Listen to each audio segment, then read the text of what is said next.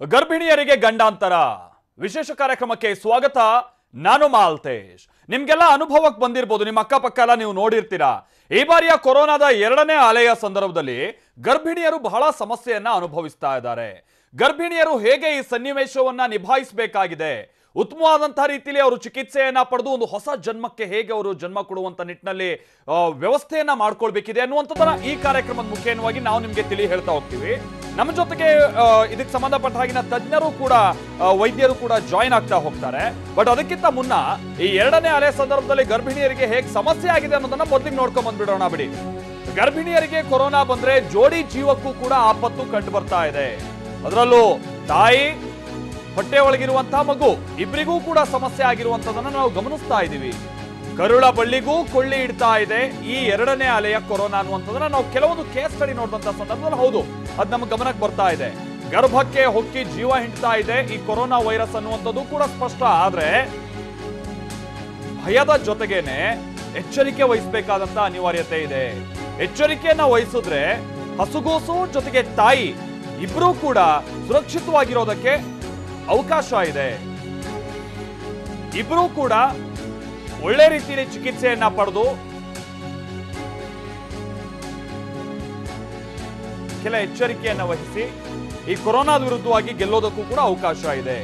ಆದ್ರೆ ಗರ್ಭಿಣಿಯರಿಗೆ ಬಹಳ ಬೇಗನೆ ಈ ವೈರಸ್ ಈ ಬಾರಿ ಕಾಡ್ತಾ ಇರುವಂತದನ್ನು ಕೂಡ ನಾವು ಗಮನಿಸ್ತಾ. ಕಾರಣ ಅಂತ ಅಂದ್ರೆ ಮನೆಯಲ್ಲಿರುವಂತ ವ್ಯಕ್ತಿ ಹೊರಗೋಗ್ತಾರೆ, ಊರೆಲ್ಲ ಓಡಾಡ್ತಾರೆ, ಒಳ ಬರ್ತಾರೆ, ಬಹಳ ಅಂತರವನ್ನ ಕಾಪಾಡೋದಕ್ಕೆ ಆಗಲ್ಲ. ಯಾಕಂದ್ರೆ ಗರ್ಭಿಣಿ ಬಹಳ ಸಂದರ್ಭದಲ್ಲಿ ಈ ಬೇರೆಯವ್ರ ಮೇಲೆ ಡಿಪೆಂಡ್ ಆಗ್ಬೇಕಾಗುತ್ತೆ ಸಣ್ಣ ಪುಟ್ಟ ಕೆಲಸ ಕಾರ್ಯಕ್ಕೂ ಕೂಡ. ಹೀಗಾಗಿ ಅವ್ರು ಒಬ್ಬರೇ ಇರೋದಂತಕ್ಕೂ ಆಗಲ್ಲ, ಬಹಳ ಅಂತರ ಕಾಪಾಡೋದಕ್ಕೂ ಕೂಡ ಆಗಲ್ಲ. ಹೀಗಾಗಿ ಬೇಗ ವೈರಸ್ ಹೊಕ್ಕಿರುವಂತದನ್ನು ಕೂಡ ನಾವು ಗಮನಿಸಿದೀವಿ. ಹಾಗಾದ್ರೆ ಈ ಒಟ್ಟು ಎರಡನೇ ಅಲೆಯ ಸಂದರ್ಭದಲ್ಲಿ ಗರ್ಭಿಣಿ ಜೊತೆಗೆ ಹೊಟ್ಟೆ ಒಳಗಿರುವಂತಹ ಮಗುಗೆ ಯಾವ ರೀತಿಯಾಗಿ ಸಮಸ್ಯೆಯನ್ನ ತಂದೊಡ್ತಾ ಇದೆ, ಯಾವ ರೀತಿಯಾದ ಗಂಡಾಂತರಗಳನ್ನ ಅವರು ಎದುರಿಸಬೇಕಾದಂತ ಅನಿವಾರ್ಯತೆ ಇದೆ, ಇದ್ರ ಬಗ್ಗೆ ನಾವು ಒಂದು ರಿಪೋರ್ಟ್ ಅನ್ನ ಮೊದಲಿಗೆ ನೋಡ್ಕೊಂಬೋಣ. ಅದಾದ ನಂತರದಲ್ಲಿ ಹೇಗೆ ಗರ್ಭಿಣಿಯರು ಮುಂಜಾಗ್ರತೆಯನ್ನ ವಹಿಸೋದಕ್ಕೆ ಅವಕಾಶಗಳಿದೆ ಅನ್ನುವಂಥದ್ದನ್ನು ಕೂಡ ನಾವು ನೋಡೋಣ. ಮೊದಲಿಗೆ ಒಂದು ರಿಪೋರ್ಟ್ ಅನ್ನ ನೋಡ್ಕೊಂಬೋಣ ಬನ್ನಿ.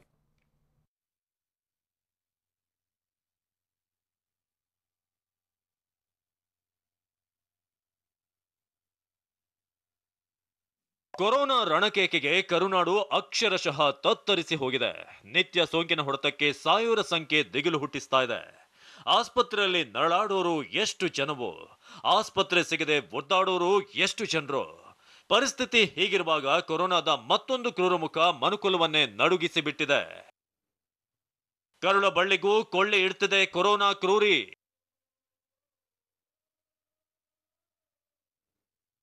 ಗರ್ಭಿಣಿಯರಿಗೆ ಮಹಾ ಗಂಡಾಂತರ ತರುತ್ತಿದೆ ಹೆಮ್ಮಾರಿ. ಗರ್ಭ ಅನ್ನೋದು ದೇವರೇ ಕಟ್ಟಿದ ಗುಡಿ. ತಾಯ್ತನ ಅನ್ನೋದು ಪ್ರತಿ ಹೆಣ್ಣು ಮಕ್ಕಳ ಹಂಬಲ. 9 ತಿಂಗಳು ಮಗುವನ್ನ ಗರ್ಭದಲ್ಲಿ ಹೊತ್ತು ಪಡೆಯುವ ಮಗುವಿಗೆ ಜನ್ಮ ನೀಡುವ ತಾಯಿಯದ್ದು ಜಗತ್ತಿನ ಅತಿ ದೊಡ್ಡ ತಪಸ್ಸು. ಆದ್ರೀಗ ಹೆಮ್ಮಾರಿ ಕೊರೋನಾ ಗರ್ಭಿಣಿಯರಿಗೆ ಗರ್ಭದಲ್ಲಿರುವಂತ ಮಗುವಿಗೆ ದೊಡ್ಡ ಗಂಡಾಂತರ ತಂದಿದೆ. ಮನೆಯ ಸಂಭ್ರಮವನ್ನೇ ಕಸಿಯುತ್ತಿದೆ.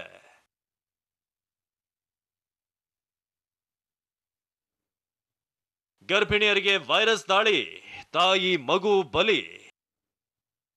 ಬೆಂಗಳೂರನ್ನೇ ಬೆಚ್ಚಿ ಬೀಳಿಸ್ತಿದೆ ಸೋಂಕು ಸಾವಿನ ರಿಪೋರ್ಟ್. ನಿಜ, ಕೊರೋನಾ ದೂಸರಾ ದಾಳಿ ಗರ್ಭಿಣಿಯರಿಗೆ ಮಹಾ ಗಂಡಾಂತರವನ್ನೇ ತಂದಿದೆ. ಅದರಲ್ಲೂ ಬೆಂಗಳೂರಿನ ಒಂದೇ ಆಸ್ಪತ್ರೆಯ ಡೆಡ್ಲಿ ರಿಪೋರ್ಟ್ ಇಡೀ ರಾಜ್ಯವನ್ನೇ ಕಂಗೆಡಿಸಿ ಬಿಟ್ಟಿದೆ. ಆ ರಿಪೋರ್ಟ್ ಅನ್ನೇ ತೋರಿಸ್ತೀವಿ ನೋಡಿ. ಅಂದಹಾಗೆ ಬೆಂಗಳೂರಿನ ಶಿವಾಜಿನಗರದಲ್ಲಿರುವಂತಹ ಘೋಷ ಆಸ್ಪತ್ರೆಯಲ್ಲಿ ಒಟ್ಟು 6 ಹಸುಗೂಸುಗಳಿಗೆ ಸೋಂಕು ದೃಢಪಟ್ಟಿದ್ರೆ, ಇದೇ ಆಸ್ಪತ್ರೆಯಲ್ಲಿ ಬರೋಬ್ಬರಿ 458 ಗರ್ಭಿಣಿಯರಿಗೆ ಕೊರೋನಾ ವಕ್ಕರಿಸಿದೆ. ಈ 458 ಸೋಂಕಿತ ಗರ್ಭಿಣಿಯರ ಪೈಕಿ 110 ಗರ್ಭಿಣಿಯರಿಗೆ ಮಾತ್ರ ನಾರ್ಮಲ್ ಡೆಲಿವರಿ ಆಗಿದೆ. ಅಷ್ಟೇ ಅಲ್ಲ, ಸರಿಯಾದ ಸಮಯಕ್ಕೆ ಹೆರಿಗೆಯಾಗಿದೆ. ಉಳಿದಂತ 128 ಗರ್ಭಿಣಿಯರಿಗೆ ಸಿಸೇರಿಯನ್ ಮಾಡಲಾಗಿದೆ. ಇನ್ನು 28 ಸೋಂಕಿತ ಗರ್ಭಿಣಿಯರಿಗೆ ಅವಧಿಗೂ ಮುನ್ನವೇ ಡೆಲಿವರಿ ಆಗಿದೆ. ಆದ್ರೆ 28 ಗರ್ಭಿಣಿಯರ ಪೈಕಿ 6 ಗರ್ಭಿಣಿಯರ ಮಕ್ಕಳು ಹುಟ್ಟಿದ 1-2 ಗಂಟೆಯಲ್ಲೇ ಸಾವನ್ನಪ್ಪಿವೆ. ಹೀಗಾಗಿ ವೈದ್ಯರು ಸಹ ಗರ್ಭಿಣಿಯರು ತೀವ್ರ ಎಚ್ಚರಿಕೆಯಿಂದ ಇರಬೇಕು ಅಂತ ಸಲಹೆ ನೀಡುತ್ತಿದ್ದಾರೆ. ಎರಡನೇ ಅಲೆಯಲ್ಲಿ ಸೋಂಕಿತ ಗರ್ಭಿಣಿಯರ ಸಂಖ್ಯೆ ಹೆಚ್ಚಾಗಿದ್ದು ದಾಖಲಾತಿಯೂ ಹೆಚ್ಚಾಗಿರುತ್ತದೆ. ನಾರ್ಮಲ್ ಡೆಲಿವರೀಸ್ 110, LSCS 128, ಅಬಾರ್ಷನ್ಸ್ 5, ಪ್ರಸವ ಪೂರ್ವ ಹೆರಿಗೆಗಳು 26. ಎರಡನೇ ಅಲೆ ತೀವ್ರತೆ ಹೆಚ್ಚಾಗಿರುವುದರಿಂದ ಗರ್ಭಿಣಿಯರು ವಿಶೇಷ ಕಾಳಜಿ ವಹಿಸಬೇಕು. ಅಂದರೆ ಆಗಿಂದಾಗೆ ಕೈಗಳನ್ನು ಸಾಬೂನು ಮತ್ತು ಅಥವಾ ಸ್ಯಾನಿಟೈಸರ್ನಿಂದ ಕೈ ತೊಳೆದುಕೊಳ್ಳುವುದು, ಮನೆಯಲ್ಲಿದ್ದರೂ ಅಂತರ ಕಾಪಾಡಿಕೊಳ್ಳುವುದು, ಮಾಸ್ಕ್ ಧರಿಸುವುದು ಉತ್ತಮ. ಸಭೆ ಸಮಾರಂಭಗಳಿಗೆ ಹೋಗದಿರುವುದು ಇನ್ನೂ ಉತ್ತಮ. ಜ್ವರ, ಕೆಮ್ಮು, ಶೀತ ಬಂದಾಗ ಹತ್ತಿರದ ವೈದ್ಯರುಗಳಿಗೆ ತೋರಿಸಿ ಚಿಕಿತ್ಸೆ ಪಡೆಯಬೇಕು.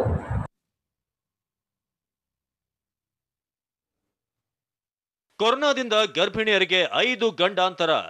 ಹೌದು, ಗರ್ಭಿಣಿಯರಿಗೆ ಕೊರೋನಾ ವಕ್ಕರಿಸಿದ್ರೆ ಅವರು 5 ಗಂಡಾಂತರಕ್ಕೆ ಒಳಗಾಗುತ್ತಿದ್ದಾರೆ. ಅಷ್ಟಕ್ಕೂ ಆ 5 ಗಂಡಾಂತರಗಳು ಯಾವುದು ಅದನ್ನೇ ತೋರಿಸ್ತೀವಿ ಬನ್ನಿ. ಅಂದಹಾಗೆ ಗಂಡಾಂತರ ನಂಬರ್ 1 ಅಂದ್ರೆ ಕೊರೋನಾ 2ನೇ ಅಲೆಯಲ್ಲಿ ಸೋಂಕಿತ ಗರ್ಭಿಣಿಯರಿಗೆ ಹೆಚ್ಚಾಗಿ ಗರ್ಭಪಾತವಾಗ್ತಾ ಇದೆ. ಇನ್ನು 2ನೇ ಗಂಡಾಂತರ ಅಂದ್ರೆ ಅವತ್ತಿಗೂ ಮುನ್ನವೇ ಹೆರಿಗೆ ಆಗ್ತಿರೋದು. 3ನೇ ಗಂಡಾಂತರ ಹೆರಿಗೆಯಾದ ಬಳಿಕ ಹಸುಗೂಸಿಗೆ ಸೋಂಕು ವಕ್ಕರಿಸ್ತಿದೆ. 4ನೇ ಗಂಡಾಂತರದ ಬಗ್ಗೆ ಮಾತನಾಡೋದಾದ್ರೆ ಇದು ಬೆಚ್ಚಿ ಬೀಳಿಸ್ತಾ ಇದೆ. ಸೋಂಕಿತ ಗರ್ಭಿಣಿ ಹಾಗೂ ನವಜಾತ ಶಿಶು ಸಾವನ್ನಪ್ತಿರೋದು. ಇನ್ನು ಅಂತಿಮ ಗಂಡಾಂತರ 5ನೇ ಗಂಡಾಂತರ. ಅದು ಯಾವುದೇ ರೋಗ ಲಕ್ಷಣ ಇಲ್ಲದೆ ಇದ್ರೂ ಕೂಡ ಗರ್ಭಿಣಿಯರಿಗೆ ಏಕಾಏಕಿ ಸಮಸ್ಯೆ ಕಾಣಿಸಿಕೊಂಡು ಜೀವಕ್ಕೆ ಕುತ್ತು ತರುತ್ತಿರೋದು. ಕೊರೋನಾ ಮೊದಲ ಅಲೆಯಲ್ಲಿ ತಪ್ಪಿಸಿಕೊಂಡಿದ್ದ ಗರ್ಭಿಣಿಯರಿಗೆ 2ನೇ ಅಲೆ ಮಾರಕವಾಗಿದೆ. ಮಕ್ಕಳಿಗೂ ಸೋಂಕು ಕಾಣಿಸಿಕೊಂಡು ತಾಯಿ ಮಗು ಉಳಿಸಿಕೊಳ್ಳಲು ಆಗದೆ ಸಾವನ್ನಪ್ತಿದ್ದಾರೆ. ಗರ್ಭಿಣಿಯರು ಮಗುವಿಗೆ ಜನ್ಮ ನೀಡೋದು ಅಂದ್ರೆ ಮತ್ತೊಂದು ಜನ್ಮ ಪಡೆದ ಹಾಗೆ. ಇಂತಹ ಜನ್ಮ ನೀಡುವ ತಾಯಿಗೆ ಕೊರೋನಾ ಕೊಡಬಾರದ ಕಷ್ಟ ಕೊಡ್ತಿದೆ. ಮುತ್ತಪ್ಪ ಲಮಾಣಿ, TV9 ಬೆಂಗಳೂರು. ಸೊ ನೋಡಿದ್ವಲ್ಲ ವೀಕ್ಷಕರೇ, ಮೊದಲ ಅಲೆಯ ಸಂದರ್ಭದಲ್ಲೂ ಕೂಡ ಗರ್ಭಿಣಿಯರಿಗೆ ಬಹಳ ಮಂದಿ ಕೊರೋನಾ ಅಟ್ಯಾಕ್ ಆಗಿದ್ದನ್ನ ನಾವು ನೋಡಿದ್ವಿ. ಆದ್ರೆ 2ನೇ ಅಲೆಯ ಸಂದರ್ಭದಲ್ಲಿ ಇದು ಸ್ವಲ್ಪ ಡೇಂಜರಸ್ ಆಗಿ ಅವರಲ್ಲಿ ವ್ಯಾಪಿಸ್ತಾ ಇರುವಂತದನ್ನ ನಾವು ನೋಡ್ತಾ ಇದ್ವಿ. ಜೊತೆಗೆ ಹಲವಾರು ಮಂದಿ ಪ್ರಾಣ ಕಳ್ಕೊಂಡಂಥದ್ದು ಕೂಡ ಇದೆ. ಹಾಗಂತ ಭಯ ಪಡುವಂತ ಅವಶ್ಯಕತೆ ಇಲ್ಲ. ಇದಕ್ಕೆ ಸಂಬಂಧಪಟ್ಟಂಗೆ ಮುನ್ನೆಚ್ಚರಿಕೆಯನ್ನು ವಹಿಸಬೇಕಾದಂಥದ್ದು ಅತಿ ಅನಿವಾರ್ಯತೆ ಇದೆ. ಏನು ಆ ಮುನ್ನೆಚ್ಚರಿಕೆಗಳು ಅನ್ನುವಂಥದನ್ನ ಕಡೆಗೆ ನಾವು ನೋಡ್ತಾ ಹೋಗೋಣ. ಅದರ ಜೊತೆಗೆ ವೈದ್ಯರ ಸಲಹೆಯನ್ನ ಕೂಡ ಪಡ್ಕೊಳ್ಳೋಣ. ಅದರ ಜೊತೆಗೇನೆ ಹೇಗೆ ಈ ವೈರಸ್ ಅಟ್ಯಾಕ್ ಆಗ್ತಾ ಇದೆ ಅನ್ನುವಂಥದ್ದನ್ನು ಕೂಡ ನಾವು ತಿಳ್ಕೊಳ್ಬೇಕಾಗುತ್ತೆ. ಅದರ ಜೊತೆಗೇನೆ ಈ ವೈರಸ್ ಅಟ್ಯಾಕ್ ಆದಂತಹ ಸಂದರ್ಭದಲ್ಲಿ ಹೇಗೆ ಅವರು ಚಿಕಿತ್ಸೆಗೆ ಒಳಪಡಬೇಕಾಗುತ್ತೆ ಅನ್ನುವಂಥದ್ದನ್ನು ಕೂಡ ನಾವು ಗಮನ ಕೊಡ್ತಾ ಹೋಗ್ಬೇಕಾಗುತ್ತೆ. ಮೊದಲು ವಿಚಾರಕ್ಕೆ ಸಂಬಂಧಪಟ್ಟಂಗೆ ಅದರಲ್ಲೂ ಪ್ರಮುಖವಾಗಿ ಗರ್ಭಿಣಿಯರು ಒಂದು ವಿಚಾರವನ್ನ ಗಮನದಲ್ಲಿ ಇಟ್ಕೊಂಡ್ಬಿಡಿ. 7ನೇ ತಿಂಗಳಾಯ್ತು, 9ನೇ ತಿಂಗಳಾಯ್ತು, ಸೀಮಂತ ನೋ, ಇನ್ಯಾರು ಸೀಮಂತ ಮಾಡೋದು, ಮನೆ ಹತ್ರ ಸೇರಿಸೋದು, ಈ ತರದ್ ಯಾವುದನ್ನು ಕೂಡ ನೀವು ಕಾರ್ಯಕ್ರಮವನ್ನೆಲ್ಲ ದೂರ ಇಟ್ಬಿಡಿ. ಹೌದು, ಬಹಳ ಬೇಸರ ಆಗುತ್ತೆ. ಯಾಕಂದ್ರೆ ಪ್ರತಿ ಹೆಣ್ಣಿಗೂ ಕೂಡ ಗರ್ಭಾವಸ್ಥೆಯಲ್ಲಿರುವಂತಹ ಸಂದರ್ಭದಲ್ಲಿ ಒಂದು ಸೀಮಂತ ಕಾರ್ಯಕ್ರಮ ಮಾಡುವಂಥದ್ದು ಅದು ಅವರೊಂದು ಆಸೆ ಆಕಾಂಕ್ಷೆ ಎಲ್ಲ ಇದ್ದೇ ಇರುತ್ತೆ. ಬಟ್ ಇಂಥ ಟೈಮ್ನಲ್ಲಿ ಅಂಥ ಒಂದು ರಿಸ್ಕ್ ಅನ್ನ ತೆಗೆದುಕೊಳ್ಳೋದಕ್ಕೆ ನೀವು ಮುಂದಾಗಬೇಡಿ. ಇದರ ಜೊತೆಗೇನೆ ಏನೋ ಅಕ್ಕಪಕ್ಕದ ಮನೆಯವ್ರು ಬರೋದು, ಏನೋ ಇಷ್ಟಪಟ್ಟರು ಒಂದು ತಿಂಡಿ ಮಾಡ್ಕೊಂತ ತಂದ್ಕೊಡೋದು, ಇದ್ಯಾವುದನ್ನು ಕೂಡ ನೀವು ಸ್ವೀಕರಿಸಕ್ಕೆ ಹೋಗ್ಬೇಡಿ. ನಿಮ್ಮ ಮನೇಲಿ ಯಾರು ನಿಮಗೆ ಪ್ರತಿನಿತ್ಯನೂ ಕೂಡ ಅಡುಗೆ ಮಾಡ್ಕೊಡ್ತಾರೋ ಅವ್ರ ಮನೇಲಿ ಮಾತ್ರ ಡಿಪೆಂಡ್ ಆಗಿ ಉಳಿದಂಥವ್ರು ಕೊಡುವಂಥದ್ದು, ನಿಮಗಿಷ್ಟ ಅಂತ ಹೇಳಿ ತಂದ್ಕೊಡೋದು, ಇದು ಯಾವುದನ್ನು ಕೂಡ ನೀವು ಸೇವಿಸಕ್ಕೆ ಹೋಗುವಂಥದ್ದನ್ನ ಬಹಳ ಅವಾಯ್ಡ್ ಮಾಡಿ. ನಮ್ಮ ಜೊತೆಗೆ ಡಾಕ್ಟರ್ ಪದ್ಮಿನಿ ಪ್ರಸಾದ್ ಅವರು ಪ್ರಸೂತಿ ತಜ್ಞೆ ಜಾಯಿನ್ ಆಗ್ತಾರೆ. ಹಾಗೆ ಈ ಘೋಷ ಆಸ್ಪತ್ರೆಗೆ ಸಂಬಂಧಪಟ್ಟ ಹಾಗಿನ ಮುಖ್ಯ ವೈದ್ಯಾಧಿಕಾರಿ, ಅಲ್ಲೂ ಕೂಡ ನೂರಾರು ಗರ್ಭಿಣಿಯರನ್ನ ಅವರು ಈ ಕೊರೋನಾ 2ನೇ ವೇವ್ ಸಂದರ್ಭದಲ್ಲಿ ನೋಡಿದ್ದಾರೆ. ಡಾಕ್ಟರ್ ತುಳಸಿ ಅವರು ನಮ್ಮ ಜೊತೆಗೆ ಜಾಯಿನ್ ಆಗ್ತಾರೆ. ಅದರ ಜೊತೆಗೆ ವೈರಾಣು ತಜ್ಞರಾಗಿರುವಂತಹ ಡಾಕ್ಟರ್ ಮಂಜುನಾಥ್ ಅವರು ಕೂಡ ನಮ್ಮ ಜೊತೆಗೆ ಜಾಯಿನ್ ಆಗ್ತಾರೆ. ಈ ಮೂವರ ಬಳಿನೂ ಕೂಡ ಹೇಗೆ ಸಮಸ್ಯೆಯನ್ನ ತಂದೋಡ್ತಾ ಇದೆ, ಜೊತೆಗೆ ಈ ಸಮಸ್ಯೆಯನ್ನ ಬಗೆಹರಿಸಿಕೊಳ್ಳುವಂತ ನಿಟ್ಟಿನಲ್ಲಿ ಗರ್ಭಿಣಿಯರು ಜೊತೆಗೆ ಅವರು ಮನೆಯವರು ಅನುಸರಿಸಬೇಕಾದಂತ ಪ್ರಕ್ರಿಯೆಗಳೇನು, ಇದೆಲ್ಲದರ ನಾವು ಇದೆಲ್ಲ ಜೊತೆಗೆ ಮಾತನಾಡ್ತಾ ಹೋಗೋಣ. ನಮ್ಮ ಜೊತೆಗೆ ಈಗ ಪ್ರಸೂತಿ ತಜ್ಞರಾಗಿರುವಂತ ಡಾಕ್ಟರ್ ಪದ್ಮಿನಿ ಪ್ರಸಾದ್ ಅವರು ಮೊದಲಿಗೆ ಜಾಯಿನ್ ಆಗಿದ್ದಾರೆ. ಡಾಕ್ಟರ್ ಪದ್ಮಿನಿ ಪ್ರಸಾದ್ ಅವರೇ, ನೀವು ಮೊದಲ ಅಲೆಯ ಸಂದರ್ಭದಲ್ಲೂ ಕೂಡ ಈ ಕೊರೋನಾಕ್ಕೆ ಸಂಬಂಧಪಟ್ಟ ಹಾಗೆ ಗರ್ಭಿಣಿಯರು ಹೇಗೆ ಮುನ್ನೆಚ್ಚರಿಕೆ ವಹಿಸಬೇಕು ಅನ್ನುವಂಥದ್ದನ್ನ ಹೇಳ್ತಾ ಇದ್ರಿ. ಬಟ್ 2ನೇ ಅಲೆಯ ಸಂದರ್ಭದಲ್ಲಿ ಇದು ಸ್ವಲ್ಪ ಡೇಂಜರಸ್ ಆಗಿದೆ. ಕೆಲವೊಂದು ಹಂತದಲ್ಲಿ ಜೀವ ಕಳ್ಕೊಂಡಿರುವಂಥದ್ದನ್ನು ಕೂಡ ನಾವು ನೋಡಿದ್ದೀವಿ. ಬಟ್ ಅದನ್ನೆಲ್ಲ ಅವಾಯ್ಡ್ ಮಾಡೋದಕ್ಕೂ ಕೂಡ ಅನುಕೂಲ ಇದೆ. ಈ 2ನೇ ಅಲೆಯ ಸಂದರ್ಭದಲ್ಲಿ ಗರ್ಭಿಣಿಯರಿಗೆ ನೀವು ಗಮನಿಸಿರುವಂತಹ ರೀತಿಯಾಗಿ ಹೇಗೆ ಸಮಸ್ಯೆ ಆಗ್ತಾ ಇದೆ? ಇವಾಗ ಮೊದಲನೇ ಅಲೆದಲ್ಲಿ ಬೇರೆ ಇತರರಿಗೆ ಹೇಗೆ ಸೋಂಕು ಹರಡ್ತಾ ಇತ್ತೋ ಹಾಗೆ ಗರ್ಭಿಣಿ ಸ್ತ್ರೀಗೂ ಅಷ್ಟೇ ತೀವ್ರತೆಯಲ್ಲಿ ಸೋಂಕು ಹರಡ್ತಾ ಇತ್ತು. ಅವ್ರಿಗೇನು ಹೆಚ್ಚಿನ ರೀತಿನಲ್ಲಿ ಗರ್ಭಿಣಿ ಆಗಿದ್ದಾರೆ ಅನ್ನೋ ಒಂದೇ ಕಾರಣಕ್ಕೋಸ್ಕರ ಅವ್ರಿಗೆ ಹೆಚ್ಚಿಗೆ ಸೋಂಕು ಹರಡ್ತಾ ಇದೆ ಅನ್ನೋ ರೀತಿ ಅಷ್ಟಿರ್ಲಿಲ್ಲ. ಆದ್ರೆ ಈ 2ನೇ ಅಲೆ ನಿಜವಾಗ್ಲೂ ಕೂಡ ಕಳವಳಕಾರಿಯಾಗಿದೆ. ಯಾಕಂದ್ರೆ ಹೆಚ್ಚು ಗರ್ಭಿಣಿ ಸ್ತ್ರೀಯರಿಗೆ ಸೋಂಕು ಹರಡ್ತಾ ಇದೆ. ಮತ್ತೆ ಅವರಲ್ಲಿ ಎಷ್ಟೋ ಜನಕ್ಕೆ ಈ ಲಕ್ಷಣಗಳಿದ್ರೂ ಕೂಡ ಟೆಸ್ಟ್ ನೆಗೆಟಿವ್ ಬಂದ್ಬಿಡತ್ತೆ. ಮತ್ತೆ ತೀವ್ರತೆ ಜಾಸ್ತಿ ಆಗ್ತಾ ಇದೆ. ಮೊದಲೆಲ್ಲ ಏನಾಗ್ತಿತ್ತು, ಕಡಿಮೆ ತೀವ್ರತೆ ಇಲ್ಲ ಅಂದ್ರೆ ಮೈಲ್ಡ್ ಸಿಂಪ್ಟಮ್ಸ್, ಅವ್ರನ್ನ ನಾವು ಕ್ವಾರಂಟೈನ್ ಮಾಡಿ ಹೋಮ್ ಕ್ವಾರಂಟೈನು ಮನೆಯಲ್ಲೇ ಇದ್ದು ಚಿಕಿತ್ಸೆ ಕೊಡೋ ಸಾಧ್ಯತೆಗಳು ಜಾಸ್ತಿ ಇತ್ತು. ಆದ್ರೆ ಈಗ ಹೆಚ್ಚಿನ ಸ್ತ್ರೀಯರಿಗೆ ಹೆಚ್ಚು ತೀವ್ರತೆಯಿಂದ ಬಳಲ್ತಾ ಇರೋದ್ರಿಂದಾಗಿ ಹಾಸ್ಪಿಟ್ಲ್ಗೆ ಅಡ್ಮಿಷನ್ಸು ಮತ್ತೆ ಬಹಳಷ್ಟು ಜನಕ್ಕೆ ಈ ICU ಟ್ರೀಟ್ಮೆಂಟು, ವೆಂಟಿಲೇಟರ್ಸು ಇವೆಲ್ಲ ಹೆಚ್ಚಾಗ್ತಾ ಇರೋದನ್ನ ನೋಡ್ತಾ ಇದ್ದೀವಿ. ಇದೆಲ್ಲ ಕಾರಣಗಳಿಂದ ಏನಾಗ್ತಾ ಇದೆ, ತಾಯಿ ಮತ್ತೆ ಮಗುವಿನ ಇಬ್ಬರ ಮೇಲೂ ಅದು ಪರಿಣಾಮ ಬೀರ್ತಾ ಇದೆ. ತಾಯಿಗೂ ಕೂಡ ಯಾವ ರೀತಿ ಅದು ಒಂದು ರೀತಿಯಾಗಿ ಅವ್ರ ಜೀವಕ್ಕೆ ಅಪಾಯನೇ ಆಗ್ಬಹುದು ಬಹಳ ತೀವ್ರತರವಾಗಿದ್ದಾಗ, ಅಥವಾ ಅದು ಅಕಾಲ ಪ್ರಸವ ಆಗ್ಬಹುದು, ಮಗು ಹೊಟ್ಟೆನಲ್ಲೇನೆ ಅದು ಮಗು ಅದು ಸಾಯೋ ಪರಿಸ್ಥಿತಿ ಬರ್ಬೋದು. ಮತ್ತೆ ಇನ್ನೂ ಕೆಲವರಲ್ಲಿ ಸಿಸೇರಿಯನ್ ಪ್ರಮಾಣ ಜಾಸ್ತಿ ಆಗ್ತಾ ಇರೋದು. ಇವೆಲ್ಲ ರೀತಿ ನಾವು ನೋಡ್ತಾ ಹೋದ್ರೆ ಮೊದಲಿನ ಅಲೆಗಿಂತ ಈಗಿನ ಅಲೆನಲ್ಲಿ ನಾವು ಹೆಚ್ಚು ಸ್ವಲ್ಪ ಕಳವಳಕಾರಿ ಅಂಶಗಳನ್ನ ನಾವು ನೋಡೋದನ್ನ.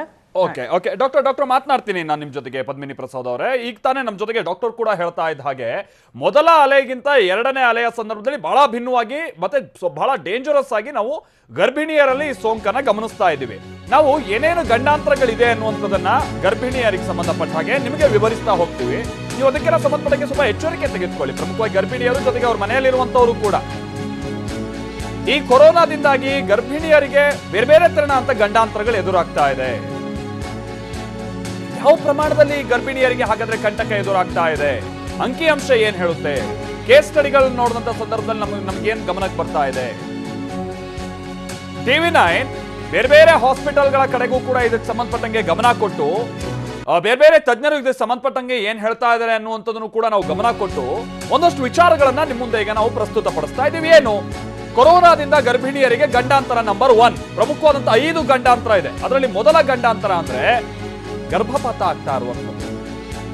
ಕೊರೋನಾ ಎರಡನೇ ಅಲೆಯಲ್ಲಿ ಗರ್ಭಿಣಿಯರಿಗೆ ಗರ್ಭಪಾತ ಈಗ ಹೆಚ್ಚಾಗಿ ನಾವು ಗಮನಿಸ್ತಾ ಇದ್ದೀವಿ. ಯಾರಿಗೆ ಈ 3 ತಿಂಗಳ ಗರ್ಭಿಣಿಯರು ಇರ್ತಾರಲ್ಲ ಅವರಿಗೆ ಸ್ವಲ್ಪ ಹೆಚ್ಚಾಗಿ ಗರ್ಭಪಾತ ಆಗ್ತಾ ಇರೋದು ವರದಿ ಆಗ್ತಾ ಇದೆ. 3 ತಿಂಗಳ ಗರ್ಭಿಣಿಯರಿಗೆ ಸೋಂಕು ದೃಢಪಡ್ತಾ ಇರುವಂತದ್ದು ಪ್ರಮಾಣನೂ ಇದೆ. ಆಮೇಲೆ ಜ್ವರ, ತೀವ್ರ ಉಸಿರಾಟದ ತೊಂದರೆ, ಆಕ್ಸಿಜನ್ ಮಟ್ಟ ಕುಸಿತ, ಇದೆಲ್ಲ ಸಹಜವಾಗಿ ಬೇರೆ ಪೇಷಂಟ್ಸ್ ಗಳಲ್ಲಾದಂತ ರೀತಿಯಾಗಿ ಗರ್ಭಿಣಿಯರಿಗೂ ಆಗ್ತಾ ಇದೆ. 3 ತಿಂಗಳ ಗರ್ಭಿಣಿಯರಿಗೆ ಲೇಬರ್ ಪೇನ್ ಶುರುವಾಗುವಂತಹ ರೀತಿಯಾಗಿನೂ ಕೂಡ ನಾವು ಗಮನಿಸ್ತಾ ಇದ್ದೀವಿ. ಅಂದ್ರೆ ಬಹಳ ಆತಂಕದಲ್ಲಿ ಇರ್ತಾರೋ ಆ ಕಾರಣಕ್ಕಾಗಿ ಸ್ಟ್ರೆಸ್ ಪೀರಿಯಡ್ ನಿಂದಾಗಿ ಗರ್ಭಪಾತ ಆಗುವಂತ ಸಂಭವ ಹೆಚ್ಚಿರುತ್ತೆ. ಗರ್ಭಕೋಶದ ಮೇಲೆ ತೀವ್ರ ಒತ್ತಡ ಉಂಟಾಗುವಂತ ಕಾರಣದಿಂದಾಗಿ ಈ ಗರ್ಭಪಾತ ಆಗುವಂತ ಪ್ರಮಾಣ ಹೆಚ್ಚಾಗ್ತಾ ಇದೆ ಅನ್ನುವಂಥದ್ದು ವರದಿ ಆಗ್ತಾ ಇದೆ. ಆಮೇಲೆ ನಿಮ್ಗೆ ಗೊತ್ತಿರ್ಲಿ, ಈಗ ಯಾವ್ದಾದ್ರು ಒಂದು ಮಹಿಳೆ ಗರ್ಭಿಣಿ ಆದಂತ ಸಂದರ್ಭದಲ್ಲಿ ಮೊದಲ 3 ಅಥವಾ 4 ತಿಂಗಳಿರುತ್ತಲ್ಲ, ಅದು ಬಹಳ ಅತಿ ಮುಖ್ಯ. ಬಹಳ ಪ್ರಿಕಾಷನ್ಸ್ ತೆಗೆದುಕೊಳ್ಬೇಕಾಗುತ್ತೆ. ಯಾಕಂದ್ರೆ ಆ ಸಂದರ್ಭದಲ್ಲಿ ಗರ್ಭ ಸರಿಯಾಗಿ ಕೂತ್ರೆ ಮುಂದೇನು ಸಮಸ್ಯೆ ಇಲ್ಲ ಅನ್ನುವಂಥದ್ದೆಲ್ಲ ಒಂದು ಮಾತಿರುತ್ತೆ. ಡಾಕ್ಟರ್ಸ್ಗಳು ಕೂಡ ಅದನ್ನೇ ಅಡ್ವೈಸ್ ಮಾಡ್ತಿರ್ತಾರೆ.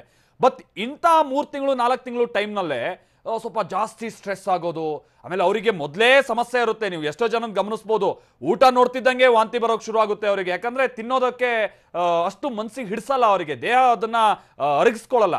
ಅಂತ ಸಂದರ್ಭ ಸಮಸ್ಯೆಗಳೆಲ್ಲ ಇರುತ್ತೆ. ಅದ್ರ ಜೊತೆಗೇನೆ ಈ ರೀತಿಯಾಗಿ ಕೊರೋನಾ ಅವರಲ್ಲಿ ವ್ಯಾಪಿಸಿ, ಆಮೇಲೆ ಉಸಿರಾಟದ ಸಮಸ್ಯೆ, ಜ್ವರ, ಈ ಥರದ್ದೆಲ್ಲ ಕಾಣಿಸ್ಕೊಂಡಂಥ ಸಂದರ್ಭದಲ್ಲಿ ದೇಹದಲ್ಲಿ ಮತ್ತೊಂದಷ್ಟು ಇಂಬ್ಯಾಲೆನ್ಸ್ ಆಗ್ತಾ ಹೋಗುತ್ತೆ. ಆಗ ಅವರಲ್ಲಿ ಗರ್ಭಪಾತ ಆಗಿರುವಂತಹ ಹಲವಾರು ಘಟನೆಗಳನ್ನು ಕೂಡ ನಾವು ನೋಡ್ತಾ ಇದ್ದೀವಿ. ಹಾಗಾದ್ರೆ ಅದಕ್ಕೆ ಏನ್ ನಾವು ಮುನ್ನೆಚ್ಚರಿಕೆಯನ್ನ ತೆಗೆದುಕೊಳ್ತಾ ಹೋಗ್ಬೇಕಾಗುತ್ತೆ. ಗರ್ಭಿಣಿಯರು ಅವ್ರ ಮನೆಯಲ್ಲಿರುವಂತವ್ರು ಸುತ್ತಮುತ್ತ ಯಾವ ರೀತಿ ಅಂತ ವಾತಾವರಣ ಕ್ರಿಯೇಟ್ ಮಾಡ್ಕೊಳ್ಬೇಕಾಗುತ್ತೆ. ಇದನ್ನು ನಾವು ಮಾತಾಡೋಣ.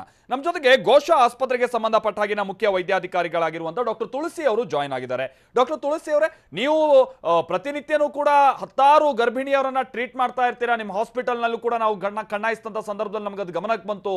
ನೀವು ಈ ಕೊರೋನಾದ 2ನೇ ಅಲೆಗೆ ಸಂಬಂಧಪಟ್ಟ ಹಾಗೆ ಗರ್ಭಿಣಿಯರನ್ನ ಹೇಗೆ ಗಮನಿಸ್ತಾ ಇದ್ದೀರಾ?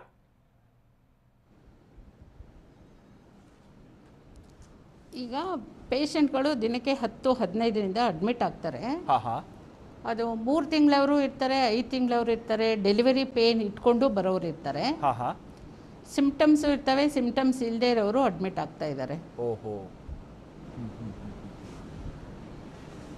ಓಕೆ, ನೀವು ಸಿಂಪ್ಟಮ್ಸ್ ಇದ್ದಂಥವ್ರನ್ನ ಹೇಗೆ ಟ್ರೀಟ್ ಮಾಡ್ತಾ ಇದ್ದೀರಾ ಡಾಕ್ಟರ್ ತುಳಸಿ ಅವರೇ?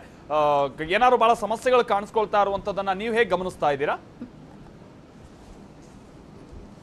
ಹೌದು, ಸಿಂಪ್ಟಮ್ಸ್ ಇದ್ದು ಬಂದಾಗ ಅವ್ರಿಗೆ ಗರ್ಭಿಣಿಯರಿಗೆ ನಿಮೋನಿಯಾ ಕಾಂಪ್ಲಿಕೇಶನ್ಸ್ ಆಗ್ತವೆ. ನಿಮೋನಿಯಾ ಕಾಂಪ್ಲಿಕೇಶನ್ ಆದಾಗ ಅವ್ರಿಗೆ ಉಸಿರಾಡಲಿಕ್ಕೆ ತುಂಬ ಕಷ್ಟ ಆಗುತ್ತೆ. ಅವ್ರಿಗೆ ಸ್ಯಾಚುರೇಷನ್ ಕಮ್ಮಿ ಇದ್ದಾಗ, ಈಗ 6 ತಿಂಗಳು 7 ತಿಂಗಳಲ್ಲಿ ಸ್ಯಾಚುರೇಷನ್ ಕಮ್ಮಿ ಇದ್ದರೆ ನಾವು ಅನಸ್ಥೆಟಿಸ್ಟು, ಫಿಸಿಷಿಯನು, ಗೈನಕಾಲಜಿಸ್ಟು ಡಿಸೈಡ್ ಮಾಡಿಬಿಟ್ಟು, ಅದು ಗರ್ಭಿಣಿ ಹೆಂಗಸರಿಗೆ ಪ್ರೆಷರ್ ಜಾಸ್ತಿ ಇರುತ್ತೆ, ಡಯಾಫ್ರಮೈಟ್ ಮೇಲೆ ಪ್ರೆಷರ್ ಬಿದ್ದುಬಿಟ್ಟು ಅವ್ರಿಗೆ ಸ್ಯಾಚುರೇಷನ್ ಕಮ್ಮಿ ಆದಾಗ, ಉಸಿರಾಡ್ಲಿಕ್ಕೆ ಕಷ್ಟ ಆದಾಗ ಅನಸ್ಥೆಟಿಸ್ಟ್ ಡಿಸಿಷನ್ ತೊಗೊಂಡ್ಬಿಟ್ಟು ಒಂದೊಂದ್ಸತಿ ಹಿಸ್ಟ್ರಾಟಮಿ ಮಾಡಿಬಿಟ್ಟು ಅವ್ರಿಗೆ ವೆಂಟಿಲೇಟರ್ ಮೇಲೆ ಹಾಕಿ ಪ್ರೋನ್ ಪೊಸಿಷನ್ ಕೊಡಲಿಕ್ಕೆ ಇಂಪ್ರೂವ್ ಆಗುತ್ತೆ, ತಾಯಿನ ಉಳಿಸ್ಬಹುದು, ಗರ್ಭಿಣಿಯರನ್ನ ಡೆತ್ ಕಮ್ಮಿ ಮಾಡಬಹುದು ಅನ್ನೋ ಉದ್ದೇಶಕ್ಕೆ ಇದನ್ನು ಹಿಸ್ಟ್ರಾಟಮಿ ಮಾಡ್ತಾರೆ. ಬಟ್ ಅಂಥದ್ದು ಜಾಸ್ತಿನೇ ಬಂದಿದೆ ಈ ಸತಿ. ಫಸ್ಟ್ ಅಲೆಗೂ 2ನೇ ಅಲೆಗೂ ತುಂಬ ಡಿಫ್ರೆನ್ಸ್ ಇದೆ. 2ನೇ ಸತಿ ವೈರಸ್ ರೂಪಾಂತರ ಆಗಿರೋದ್ರಿಂದ ಗರ್ಭಿಣಿಯರ ಮೇಲೆ ಜಾಸ್ತಿ ತೀವ್ರತೆ ಇದೆ ಇನ್ಫೆಕ್ಷನ್ನು. ಅದರಿಂದ ಜಾಸ್ತಿ ಜನ ಇನ್ಫೆಕ್ಷನ್ ಇಟ್ಕೊಂಡು ವಿತ್ ಸಿಂಪ್ಟಮ್ಸೇ ಜಾಸ್ತಿ ಬರ್ತಾ ಇದ್ದಾರೆ. ನಿಮೋನಿಯಾ ಕಾಂಪ್ಲಿಕೇಶನ್ಸ್ ಜಾಸ್ತಿ ಇದೆ. ಓಕೆ ಡಾಕ್ಟರ್ ತುಳಸಿ ಅವರೇ, ಮಾತನಾಡ್ತೀನಿ ನಾನು ನಿಮ್ಮ ಜೊತೆಗೆ. ನೋಡಿದ್ರಲ್ಲ ವೀಕ್ಷಕರೇ, ಕೇಸಸ್ ಅಂತೂ ತೀರಾ ಜಾಸ್ತಿ ಇದೆ, ಬಹಳ ಎಚ್ಚರಿಕೆ ವಹಿಸಬೇಕಾದಂತ ಅನಿವಾರ್ಯತೆ ಇದೆ ಅನ್ನುವಂಥ ಖುದ್ದು ಡಾಕ್ಟರ್ಗಳು ಕೂಡ ಹೇಳ್ತಾ ಇದ್ದಾರೆ. ಅಂದ್ರೆ ಬಹಳ ಸುಲಭವಾಗಿ ಹ್ಯಾಂಡಲ್ ಮಾಡುವಂತ ಸನ್ನಿವೇಶವನ್ನ ಬಹಳ ಸಮಸ್ಯೆ ಕಾಂಪ್ಲಿಕೇಶನ್ ತಂದ್ಕೊಂಡ್ ಬಿಟ್ಟಂಗೆ ಆಗುತ್ತೆ ಅಕಸ್ಮಾತ್ ಈ ಸೋಂಕು ಬಂದ್ಬಿಟ್ರೆ ಅನ್ನುವಂತ ಡಾಕ್ಟರ್ ಹೇಳ್ತಾ ಇರುವಂತದ್ದು. ಡಾಕ್ಟರ್ ಪದ್ಮಿನಿ ಪ್ರಸಾದ್ ಅವರು ನಮ್ಮ ಜೊತೆಗೆ ಹಾಗೆ ಸಂಪರ್ಕದಲ್ಲಿದ್ದಾರೆ. ಡಾಕ್ಟರ್ ಪದ್ಮಿನಿ ಪ್ರಸಾದ್ ಅವರೇ, ನಾವು ಮೊದಲ ಗಂಡಾಂತರ ವಿಚಾರವಾಗಿ ಈಗ ತಾನೇ ಹೇಳ್ತಾ ಇದ್ವಿ. ಅಂದ್ರೆ ಮೊದಲ 3 ತಿಂಗಳು ಇಲ್ಲಿ ಓರ್ವ ಗರ್ಭಿಣಿಗೆ ಎಷ್ಟು ಅತಿ ಮುಖ್ಯ ಆಗಿರುತ್ತೆ. ಅಂತ ಟೈಮ್ ನಲ್ಲಿ ಸೋಂಕು ಏನಾದ್ರೂ ಅವರನ್ನ ಆವರಿಸಿದ್ರೆ ಏನೇನ್ ಸಮಸ್ಯೆಗಳು ಕಾಡುತ್ತವೆ ಅಂತ ಹೇಳಿ ನೀವು ವಿವರಿಸೋದಾದ್ರೆ? ಹೌದು, ಈಗ ಯಾವುದೇ ಒಂದು ಸ್ತ್ರೀ ಗರ್ಭಿಣಿ ಆದ ತಕ್ಷಣ ಅವಳಿಗೂ ಆತಂಕ, ಅವ್ರ ಕುಟುಂಬದವ್ರಿಗೂ ಆತಂಕ. ಏನು ಸೋಂಕಿಲ್ಲದೆ ಇದ್ರೂ ಕೂಡ ಈಗ ಗರ್ಭಧಾರಣೆ ಆಗಿದೆ, ಏನಪ್ಪ ಮಾಡೋದು, ಡಾಕ್ಟರ್ ಹತ್ರ ಯಾವಾಗ ಹೋಗೋದು, ಯಾವಾಗ ಸ್ಕ್ಯಾನಿಂಗ್ ಮಾಡಿಸೋದು, ಇದೆಲ್ಲ ಮೊದಲೇ ಅವ್ರ ಆತಂಕದಲ್ಲಿರ್ತಾರೆ. ಅಂತಹ ಸಂದರ್ಭದಲ್ಲಿ ಈ ಕೋವಿಡ್ನ ಸೋಂಕು ಕೂಡ ಅವ್ರಿಗೆ ತಗಲಿದಾಗ ಅದು ಕಡಿಮೆ ತೀವ್ರತೆಯಲ್ಲಿದ್ದರೆ ಸ್ವಲ್ಪ ಪರವಾಗಿಲ್ಲ, ಇಲ್ಲ ಅಂದರೆ ಅದು ಸಾಮಾನ್ಯವಾಗಿ ಇವಾಗೆಲ್ಲ ತೀವ್ರತೆ ಸ್ವಲ್ಪ ಜಾಸ್ತಿನೇ ಆಗ್ತಾ ಇದೆ. ಹೀಗಿರ್ಬೇಕಾದ್ರೆ ಅವ್ರಿಗೆ ಜ್ವರ ಜಾಸ್ತಿ ಆಗೋದು, ಉಸಿರಾಟದ ತೊಂದರೆ, ಇನ್ನೂ ತುಂಬ ಜನಕ್ಕೆ ಈ ಲೂಸ್ ಮೋಷನ್ ಬೇದಿಯಿಂದ ಶುರುವಾಗೋದನ್ನು ನಾವು ನೋಡ್ತಾ ಇದ್ದೀವಿ. ಅದರಿಂದಾನೇ ಎಷ್ಟೋ ಜನಕ್ಕೆ ಈಗ ಕೋವಿಡ್ ಪಾಸಿಟಿವ್ ಆಗ್ತಾ ಇರೋದು. ಯಾಕಂದ್ರೆ ಈ ಗುಣಲಕ್ಷಣಗಳು ಕೂಡ ಬದಲಾಗ್ತಾ ಇದೆ. ಹಾಗಾಗಿ ಇವರಲ್ಲಿ ಇವಾಗ ಸೋಂಕು ಕೂಡ ಹರಡಿದ್ರೆ ಆದಷ್ಟು ಬೇಗ ಅವರನ್ನ ವೈದ್ಯರ ಹತ್ರ ಕರ್ಕೊಂಡು ಹೋಗಿ ಪರೀಕ್ಷೆ ಮಾಡಿಸಿ ಟ್ರೀಟ್ಮೆಂಟ್ ಕೊಡಬೇಕಾಗತ್ತೆ. ಯಾಕಂದ್ರೆ ನೀವು ಹೇಳ್ದಂಗೆ ಮೊದಲ 3 ತಿಂಗಳಲ್ಲಿ ಸುಸ್ತು, ವಾಕರಿಕೆ, ವಾಂತಿ ಆಗೋದು, ಸರಿಯಾಗಿ ಊಟ ತಿಂಡಿ ಮಾಡೋಕ್ಕಾಗಲ್ಲ. ಈ ದೇಹದಲ್ಲಿ ಮೊದಲೇ ಅವರ ರೋಗ ನಿರೋಧಕ ಶಕ್ತಿನೂ ಕೂಡ ಸ್ವಲ್ಪ ಕಡಿಮೆ ಆಗಿರುತ್ತೆ. ಈ ಎಲ್ಲ ತೊಂದರೆಗಳ ಜೊತೆಗೆ ಈ ಸೋಂಕು ಕೂಡ ಸೇರ್ಕೊಂಡಾಗ ಅವ್ರು ಅದನ್ನ ತಡ್ಕೊಳ್ಳೋ ಶಕ್ತಿ, ದೇಹದಲ್ಲಿ ತಡ್ಕೊಳ್ಳೋ ಶಕ್ತಿನೂ ಕಡಿಮೆ ಆಗತ್ತೆ. ಹಾಗಾಗಿ ಅವರಲ್ಲಿ ಈ ಗರ್ಭಪಾತ ಆಗುವಂತ ಸಾಧ್ಯತೆ, ಮತ್ತೆ ಈಗ ಮಗುವಿನ ಮೇಲೆ ಅದೇನಾದ್ರೂ ಅಕಸ್ಮಾತ್ ಆಗಿ ಗರ್ಭಧಾರಣೆ ಮುಂದುವರೆದ್ರೆ ಅದು ನ್ಯೂನತೆ ಆಗತ್ತಾ ಇಲ್ವಾ ಅನ್ನೋದು ಇನ್ನೂ ನಮ್ಗೆ ಅಷ್ಟು ಸರಿಯಾಗಿ ಗೊತ್ತಾಗಿಲ್ಲ. ನ್ಯೂನತೆ ಇನ್ನೂ ಅದ್ರ ಬಗ್ಗೆ ತಿಳಿದಿಲ್ಲ. ಆದ್ರೂ ಕೂಡ ಗರ್ಭಪಾತ ಆಗೋ ಸಾಧ್ಯತೆಗಳು ಜಾಸ್ತಿ, ಮತ್ತೆ ಹೆಚ್ಚು ರಕ್ತಸ್ರಾವ ಎಲ್ಲ ಆಗುವಂತ ಸಾಧ್ಯತೆಗಳಾಯ್ತು ಅಂತ ಹೇಳಿದ್ರೆ ತಾಯಿ ಜೀವಕ್ಕೆ ಕೂಡ ಅಪಾಯ ಬರುವಂತ ಸಾಧ್ಯತೆಗಳಿರತ್ತೆ. ಹಾಗಾಗಿ ಇದೆಲ್ಲದಕ್ಕಿಂತ ಸೋಂಕು ಬರದಂತೆ ನೋಡ್ಕೊಳ್ಳೋದೇ ಅವರಲ್ಲಿ ದೊಡ್ಡ ಮುಖ್ಯ ಆಗತ್ತೆ ಯಾವುದೇ ಒಂದು ಗರ್ಭಿಣಿ ಸ್ತ್ರೀ ಇದ್ದಾಗ.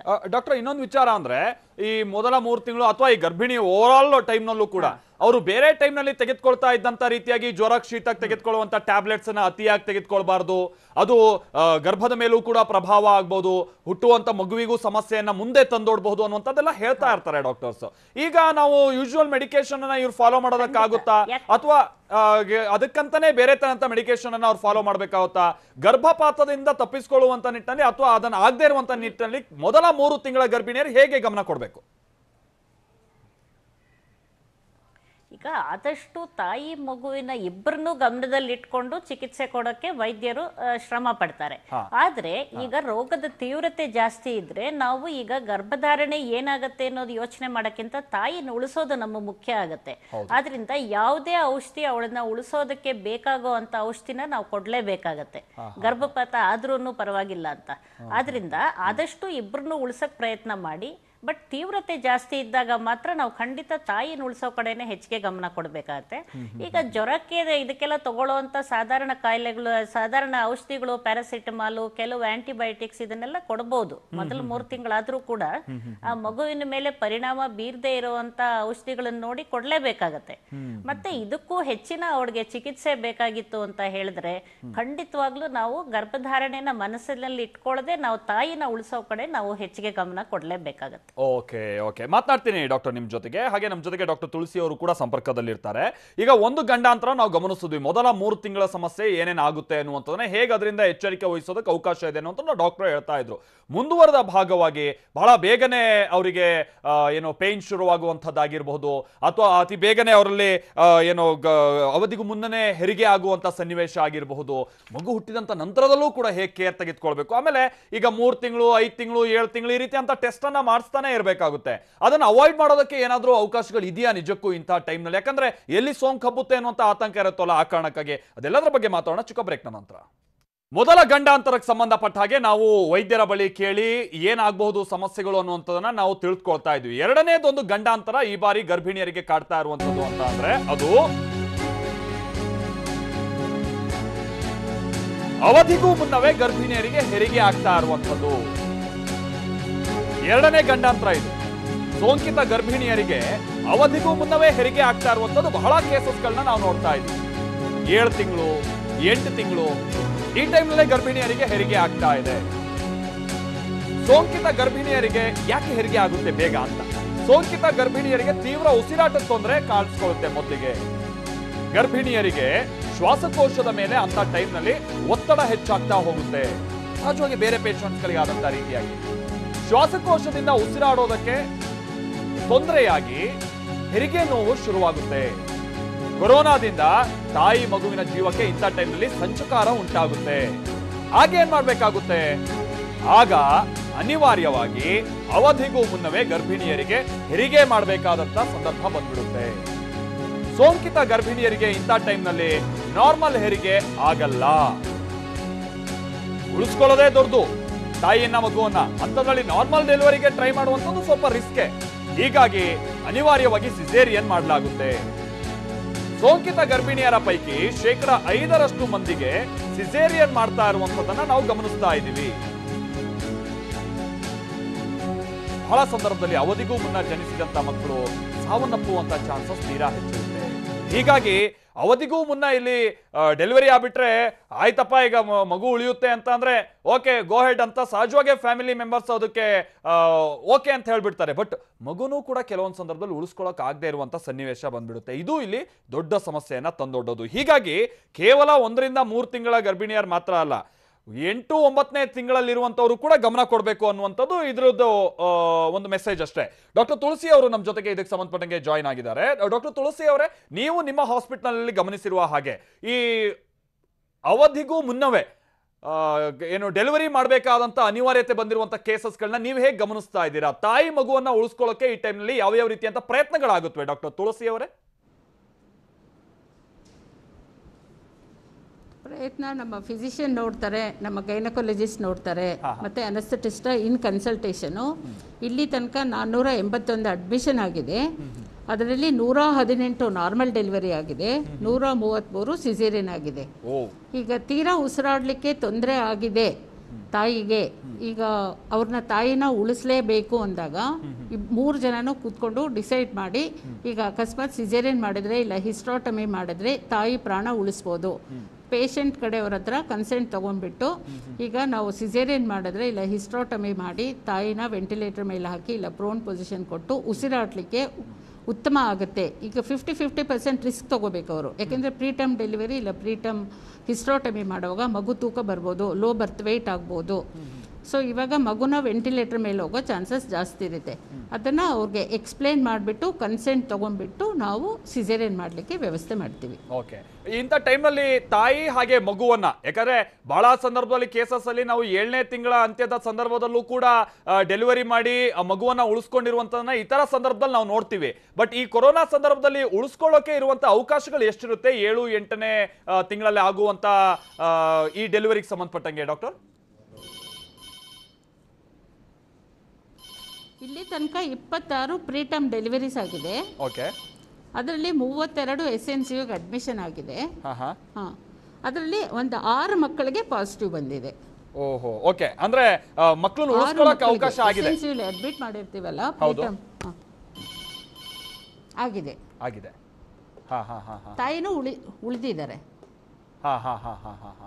ಓಕೆ ಓಕೆ, ಮಾತನಾಡ್ತೀನಿ ಡಾಕ್ಟರ್ ತುಳಸಿ ಅವರೇ. ಇದೇ ವಿಚಾರವಾಗಿ ನಾವು ಡಾಕ್ಟರ್ ಪದ್ಮಿನಿ ಪ್ರಸಾದ್ ಅವರನ್ನು ಕೂಡ ಮಾತಾಡೋಣ. ಬಟ್ ನಾವ್ ಹೇಳ್ತೀವಲ್ಲ, ಕೊನೆ ಅಂತ ತನಕ ಯಾವುದೇ ಕಾರಣಕ್ಕೂ ಹೋಪ್ ಕಳ್ಕೊಳ್ಳುವಂತ ಸನ್ನಿವೇಶಕ್ಕೆ ಆಗೋದು, ಭಯ ಪಡಬಾರ್ದು, ಪ್ಯಾನಿಕ್ ಆಗಬಾರ್ದು. ನೋಡಿ, ಈಗ ತಾನೇ ಡಾಕ್ಟರ್ ಹೇಳಿದ್ರು, ಪ್ರೀ ಮೆಚೂರ್ಡ್ ಬೇಬೀಸ್ಗಳನ್ನು ಕೂಡ ಉಳಿಸ್ಕೊಂಡಿದ್ದೀವಿ ನಾವು ಅನ್ನುವಂಥದ್ದನ್ನ ಹೇಳಿದ್ರು. 7-8ನೇ ತಿಂಗಳಲ್ಲೂ ಕೂಡ ಉಳಿಸ್ಕೊಂಡಿದ್ದೀವಿ ಅನ್ನುವಂತ ಹೇಳಿದ್ರು. ಅಂದ್ರೆ ಕೊನೆ ತನಕನೂ ಕೂಡ ಉಳಿಸ್ಕೊಳ್ಳೋಕೆ ಅವಕಾಶಗಳು ಇರುತ್ತವೆ, ಆದ್ರೆ ಭಯ ಪಡೋಕೆ ಹೋಗಬಾರ್ದು, ಪ್ಯಾನಿಕ್ ಆಗಬಾರ್ದು ಅಷ್ಟೇ. ಅದರಲ್ಲೂ ಪ್ರಮುಖವಾಗಿ ಗರ್ಭಿಣಿಯರು. ಇದಕ್ಕೆ ಸಂಬಂಧಪಟ್ಟಂಗೆ ಮತ್ತಷ್ಟು ಅಪ್ಡೇಟ್ಸ್ ಅನ್ನು ಕೊಡ್ತೀವಿ ಚಿಕ್ಕ ಬ್ರೇಕ್ ನಂತರ. ವಿಶೇಷ ಕಾರ್ಯಕ್ರಮಕ್ಕೆ ಮತ್ತೆ ಸ್ವಾಗತ. ಗರ್ಭಿಣಿಯರ ಮುನ್ನೆಚ್ಚರಿಕೆಗೆ ಸಂಬಂಧಪಟ್ಟಂಗೆ ನಾವು ಮಾತನಾಡ್ತಾ ಇದ್ವಿ. ಡಾಕ್ಟರ್ ಪದ್ಮಿನಿ ಪ್ರಸಾದ್ ಅವರು ನಮ್ಮ ಜೊತೆಗೆ ಹಾಗೆ ಸಂಪರ್ಕದಲ್ಲಿದ್ದಾರೆ. ಡಾಕ್ಟರ್ ಪದ್ಮಿನಿ ಪ್ರಸಾದ್ ಅವರೇ, ಈ 7-8 ತಿಂಗಳಲ್ಲಿ ಡೆಲಿವರಿ ಮಾಡಬೇಕಾದಂತ ಅನಿವಾರ್ಯತೆ ಬಂದು ಆ ಟೈಮ್ನಲ್ಲಿ ಜೀವಕ್ಕೆ ಸಂಚಕಾರ ಬರುವಂತ ಚಾನ್ಸಸ್ಗಳ ಬಗ್ಗೆ ನಾವು ಮಾತನಾಡ್ತಾ ಇದ್ವಿ. ನೀವು ಗಮನಿಸಿರೋ ಹಾಗೆ? ಖಂಡಿತ. ಯಾಕಂದ್ರೆ ಈ ಸಮಯದಲ್ಲಿ ಯಾವುದೇ ಒಂದು ತೀವ್ರತರವಾಗಿ ಸೋಂಕು ಆಗ್ತಾ ಇದೆ, ಆಕ್ಸಿಜನ್ ಸ್ಯಾಚುರೇಷನ್ ಬಹಳ ಕಡಿಮೆ ಆಗ್ತಾ ಇದೆ, ಅವ್ರಿಗೆ ಹೆಚ್ಚಿನ ಚಿಕಿತ್ಸೆ ಬೇಕು ಅಂತ ಹೇಳಿದಾಗ ಆ ಗರ್ಭಧಾರಣೆಯನ್ನು ಮುಂದುವರಿಸ್ಕೊಂಡು ಹೋಗೋದ್ರಿಂದ ತಾಯಿ ಜೀವಕ್ಕೆ ಹೆಚ್ಚು ಅಪಾಯ ಆಗ್ಬೋದು. ಅವರು ಡಾಕ್ಟ್ರು ತುಳಸಿ ಅವರನ್ನು ಸಹ ಹೇಳ್ತಾ ಇದ್ರು, ಅವ್ರನ್ನ ನಾವು ಹೊಟ್ಟೆ ಭಾರ ಕಡಿಮೆ ಮಾಡಿದ್ರೆ ಅವ್ರನ್ನ ಮುಖ ಕೆಳಗೆ ಮಾಡಿ ಮಲಗಿಸೋದಕ್ಕೆ ಸಾಧ್ಯವಾಗತ್ತೆ. ಆ ಸಮಯದಲ್ಲಿ ಅದು ಶ್ವಾಸಕೋಶದಿಂದ ಹೆಚ್ಚಿನ ಈ ಸೆಕ್ರಿಷನ್ಸ್ ಅದೆಲ್ಲ ಹೊರಗೆ ಬರೋಕ್ಕಾಗತ್ತೆ, ಉಸಿರಾಟಕ್ಕೆ ಸರಿ ಹೋಗುತ್ತೆ. ಹಾಗಾಗಿ ಅಂಥ ಸಂದರ್ಭದಲ್ಲಿ ನಾವು ಏನಾದ್ರು ಡಿಸಿಷನ್ ತಗೊಳ್ಳೇಬೇಕಾಗತ್ತೆ. ಅದರೊಳಗೆ 7-8 ತಿಂಗಳಲ್ಲಿ ಎಷ್ಟೋ ಸಲ ನಾವು ಬಹಳಷ್ಟು ಮಕ್ಕಳನ್ನ ಉಳಿಸ್ಕೊಳ್ಳೋದಕ್ಕೆ ಸಾಧ್ಯವಾಗುತ್ತೆ. ಇತ್ತೀಚೆಗಿನ ಈ ಇಂಟೆನ್ಸಿವ್ ಕೇರ್, ನಿಯೋನೆಟಲ್ ಇಂಟೆನ್ಸಿವ್ ಕೇರಲ್ಲಿ ಟ್ರೀಟ್ಮೆಂಟ್ಗಳು ಚೆನ್ನಾಗಿ ಆಗ್ತಾ ಇರೋದ್ರಿಂದ ಹಲವಾರು ಮಕ್ಕಳನ್ನ ನಾವು ಉಳಿಸ್ಕೊಳ್ಳೋ ಸಾಧ್ಯತೆಗಳು ಜಾಸ್ತಿ ಇರುತ್ತೆ. ಹಾಗಾಗಿ ಆ ರೀತಿ ನಾವು ಮಕ್ಕಳನ್ನ ಉಳಿಸ್ಕೊಳ್ಬಹುದಾದ್ರಿಂದ ತಾಯಿಗೆ ಹೆಚ್ಚಿನ ಒಂದು ತೊಂದರೆ ಕೊಡದಂಗೆ ಸ್ವಲ್ಪ ಬೇಗನೆ ಡೆಲಿವರಿ ಮಾಡಬೇಕಾಗತ್ತೆ. ಈ ತರ ಸಂದರ್ಭಗಳಲ್ಲಿ ನಾವು ಅವ್ರಿಗೆ ಸಿಸೇರಿಯನ್ ಪ್ರಮಾಣ ಕೂಡ ಜಾಸ್ತಿ ಆಗತ್ತೆ. ಯಾಕಂದ್ರೆ ಮಗುನ ತಕ್ಷಣ ಹೊರಗೆ ತೆಗಿಬೇಕಾಗುವಂತ ಸಂದರ್ಭ ಇರುತ್ತೆ. ಆಕ್ಸಿಜನ್ ಸ್ಯಾಚುರೇಷನ್ ಕಂಟ್ರೋಲ್ ಮಾಡಿ ನೋಡ್ಕೋಬೇಕಾಗತ್ತೆ. ಅದಕ್ಕೆ ಅನಸ್ಥೆಟಿಸ್ಟ್ ಸಹಾಯ, ಫಿಸಿಷಿಯನ್ ಸಹಾಯ ಎಲ್ಲರದ್ದು ಬೇಕಾಗತ್ತೆ. ಮತ್ತೆ ಇದೆಲ್ಲ ತುಂಬಾ ಒಳ್ಳೆ, ಈಗ ಘೋಷ ಹಾಸ್ಪಿಟಲ್ ಅಥವಾ ವಾಣಿವಿಲಾಸ್ ಇಲ್ಲೆಲ್ಲ ಬಹಳ ಚೆನ್ನಾಗಿ ಕೆಲಸ ಮಾಡ್ತಿದ್ದಾರೆ. ನಾವು ನೋಡಿದ್ರೆ ನಾವು ಸಾವಿನ ಪ್ರಮಾಣ ಕಡಿಮೆನೇ ಇದೆ ಅಂತ ಹೇಳ್ಬೋದು. ಹೆಚ್ಚಿಗೆನೆ ಈ ತೀವ್ರತರವಾದ ಕಾಯಿಲೆಗಳಿರೋದನ್ನ ಬಹಳಷ್ಟು ಒಳ್ಳೆ ಚಿಕಿತ್ಸೆ ಸಿಗ್ತಾ ಇದೆ ಅವ್ರು ನಮ್ಮ ಗರ್ಭಿಣಿ ಸ್ತ್ರೀಯರಿಗೆ. ಹಾಗಾಗಿ ಕೆಲವು ಸಲದಲ್ಲಿ ನಾವು ಈ ಅಕಾಲ ಪ್ರಸವ ಅಥವಾ ಪ್ರಿಮೆಚೂರ್ ಡೆಲಿವರಿ ಮಾಡಲೇಬೇಕಾಗತ್ತೆ. ಅವರು ಇನ್ನೂ ಒಂದು ಕೆಲವರಲ್ಲಿ ಹಿಸ್ಟ್ರಾಟಮಿ ಅಂದ್ರೆ 7 ತಿಂಗಳ ನಂತರ ಮಾಡಿದ್ರೆ ನಾವು ಸಿಸೇರಿಯನ್ ಅಂತ ಹೇಳ್ತೀವಿ. ಅದಕ್ಕೆ ಮುಂಚೆ ನಾವು ಗರ್ಭಕೋಶದಿಂದ ಮಗು ಹೊರಗೆ ತೆಗಿಬೇಕಾದ್ರೆ ಹಿಸ್ಟ್ರಾಟಮಿ ಅಂತ ಹೇಳ್ತೀವಿ. ಇಂಥ ಸಂದರ್ಭದಲ್ಲಿ ಸ್ವಲ್ಪ ಕೆಲವು ಸಲ ಮಗುನ ಹೊರಗೆ ತೆಗೆದು ತಾಯಿಗೆ ಸರಿ ಮಾಡುವಂತ ಪರಿಸ್ಥಿತಿಗಳು ಬರ್ಬೋದು. ಹಾಗಾಗಿ ಈ ಯಾವ ರೀತಿನಲ್ಲಿ ಅದೇನಾದ್ರೂ ಈ ಕಾಯಿಲೆಯಿಂದಾಗಿ ತೀವ್ರತೆಯಿಂದಾಗಿ ತಕ್ಷಣ ಕ್ವಿಕ್ ಆಗಿ ಅವ್ರೇನಾದ್ರೂ ನಾರ್ಮಲ್ ಆಗಿ ಡೆಲಿವರಿ ಆಗೋ ತರ ಇದ್ರೆ ನಾರ್ಮಲ್ ಡೆಲಿವರಿ ಆಗೋದಕ್ಕೆ ಬಿಡ್ತಾರೆ. ಅದು ಬಹಳ ಟೈಮ್ ತಗೊಳತ್ತೆ ಮತ್ತೆ ತೊಂದರೆ ಆಗತ್ತೆ ಅನ್ನೋ ತರ ಇದ್ರೆ ತಕ್ಷಣ ಸಿಸೇರಿಯನ್ ಮಾಡೋದಕ್ಕೆ ಅವಾಗ ನಿರ್ಧಾರ ಮಾಡಲೇಬೇಕು. ಡಾಕ್ಟರ್, ಇನ್ನೊಂದು ಸಂಗತಿ ಅಂದ್ರೆ, ಈಗ ಸಹಜವಾಗಿ 3, 5, 7ನೇ ತಿಂಗಳಲ್ಲೆಲ್ಲ ಅವ್ರಿಗೆ ಬೇರೆ ಬೇರೆ ಟೆಸ್ಟ್ ಗಳನ್ನ ಮಾಡ್ಬೇಕಾಗಿರುತ್ತೆ. ಒಂದಷ್ಟು ರಿಪೋರ್ಟ್ಸ್ ನೆಲ್ಲ ತೆಗೆದುಕೊಳ್ಬೇಕು, ಸ್ಕ್ಯಾನಿಂಗ್ ರಿಪೋರ್ಟ್ ಈ ತರದೆಲ್ಲ ಹೇಳ್ತಾ ಇರ್ತಾರಲ್ಲ. ಅವರಿಗೆ ಸೋಂಕು ಬಂದಂತ ನಂತರದಲ್ಲೂ ಕೂಡ ಆ ತರದ ರಿಪೋರ್ಟ್ ಅನ್ನ ತೆಗೆಸೋದಕ್ಕೆ ಅವಕಾಶ ಇರುತ್ತಾ, ಅಥವಾ ಸೋಂಕಿನ ಪ್ರಮಾಣ ಹೆಚ್ಚಿರುವಂತ ಸಂದರ್ಭದಲ್ಲಿ ಆ ತರದ ರಿಪೋರ್ಟ್ ಅನ್ನ ತೆಗೆಸೋದಕ್ಕೆ ಅವ್ರನ್ನ ಕಳಿಸ್ಕೊಡುವಂತದ್ದು ಇದು ಸೇಫಾ ಡಾಕ್ಟರ್, ಹೇಗೆ? ಇಲ್ಲ, ಯಾಕಂದ್ರೆ ಈಗ ಸಿಟಿ ಸ್ಕ್ಯಾನ್, ಇದು ಸಿಟಿ ಲಂಗ್ಸ್ ಮಾಡಬೇಕಾಗತ್ತೆ. ಎಷ್ಟು ಈಗ ನ್ಯೂಮೋನಿಯಾದಿಂದ ಅಥವಾ ಶ್ವಾಸಕೋಶದ ತೊಂದರೆ ಆಗೇನೆ ಹೆಚ್ಚಿಗೆ ಜನ ಸಾಯ್ತಾ ಇರೋ ತರ ಆಗ್ತಾ ಇರೋದು ಅಥವಾ ವೆಂಟಿಲೇಟರ್ ಬೇಕಾಗ್ತಾ ಇರೋದು.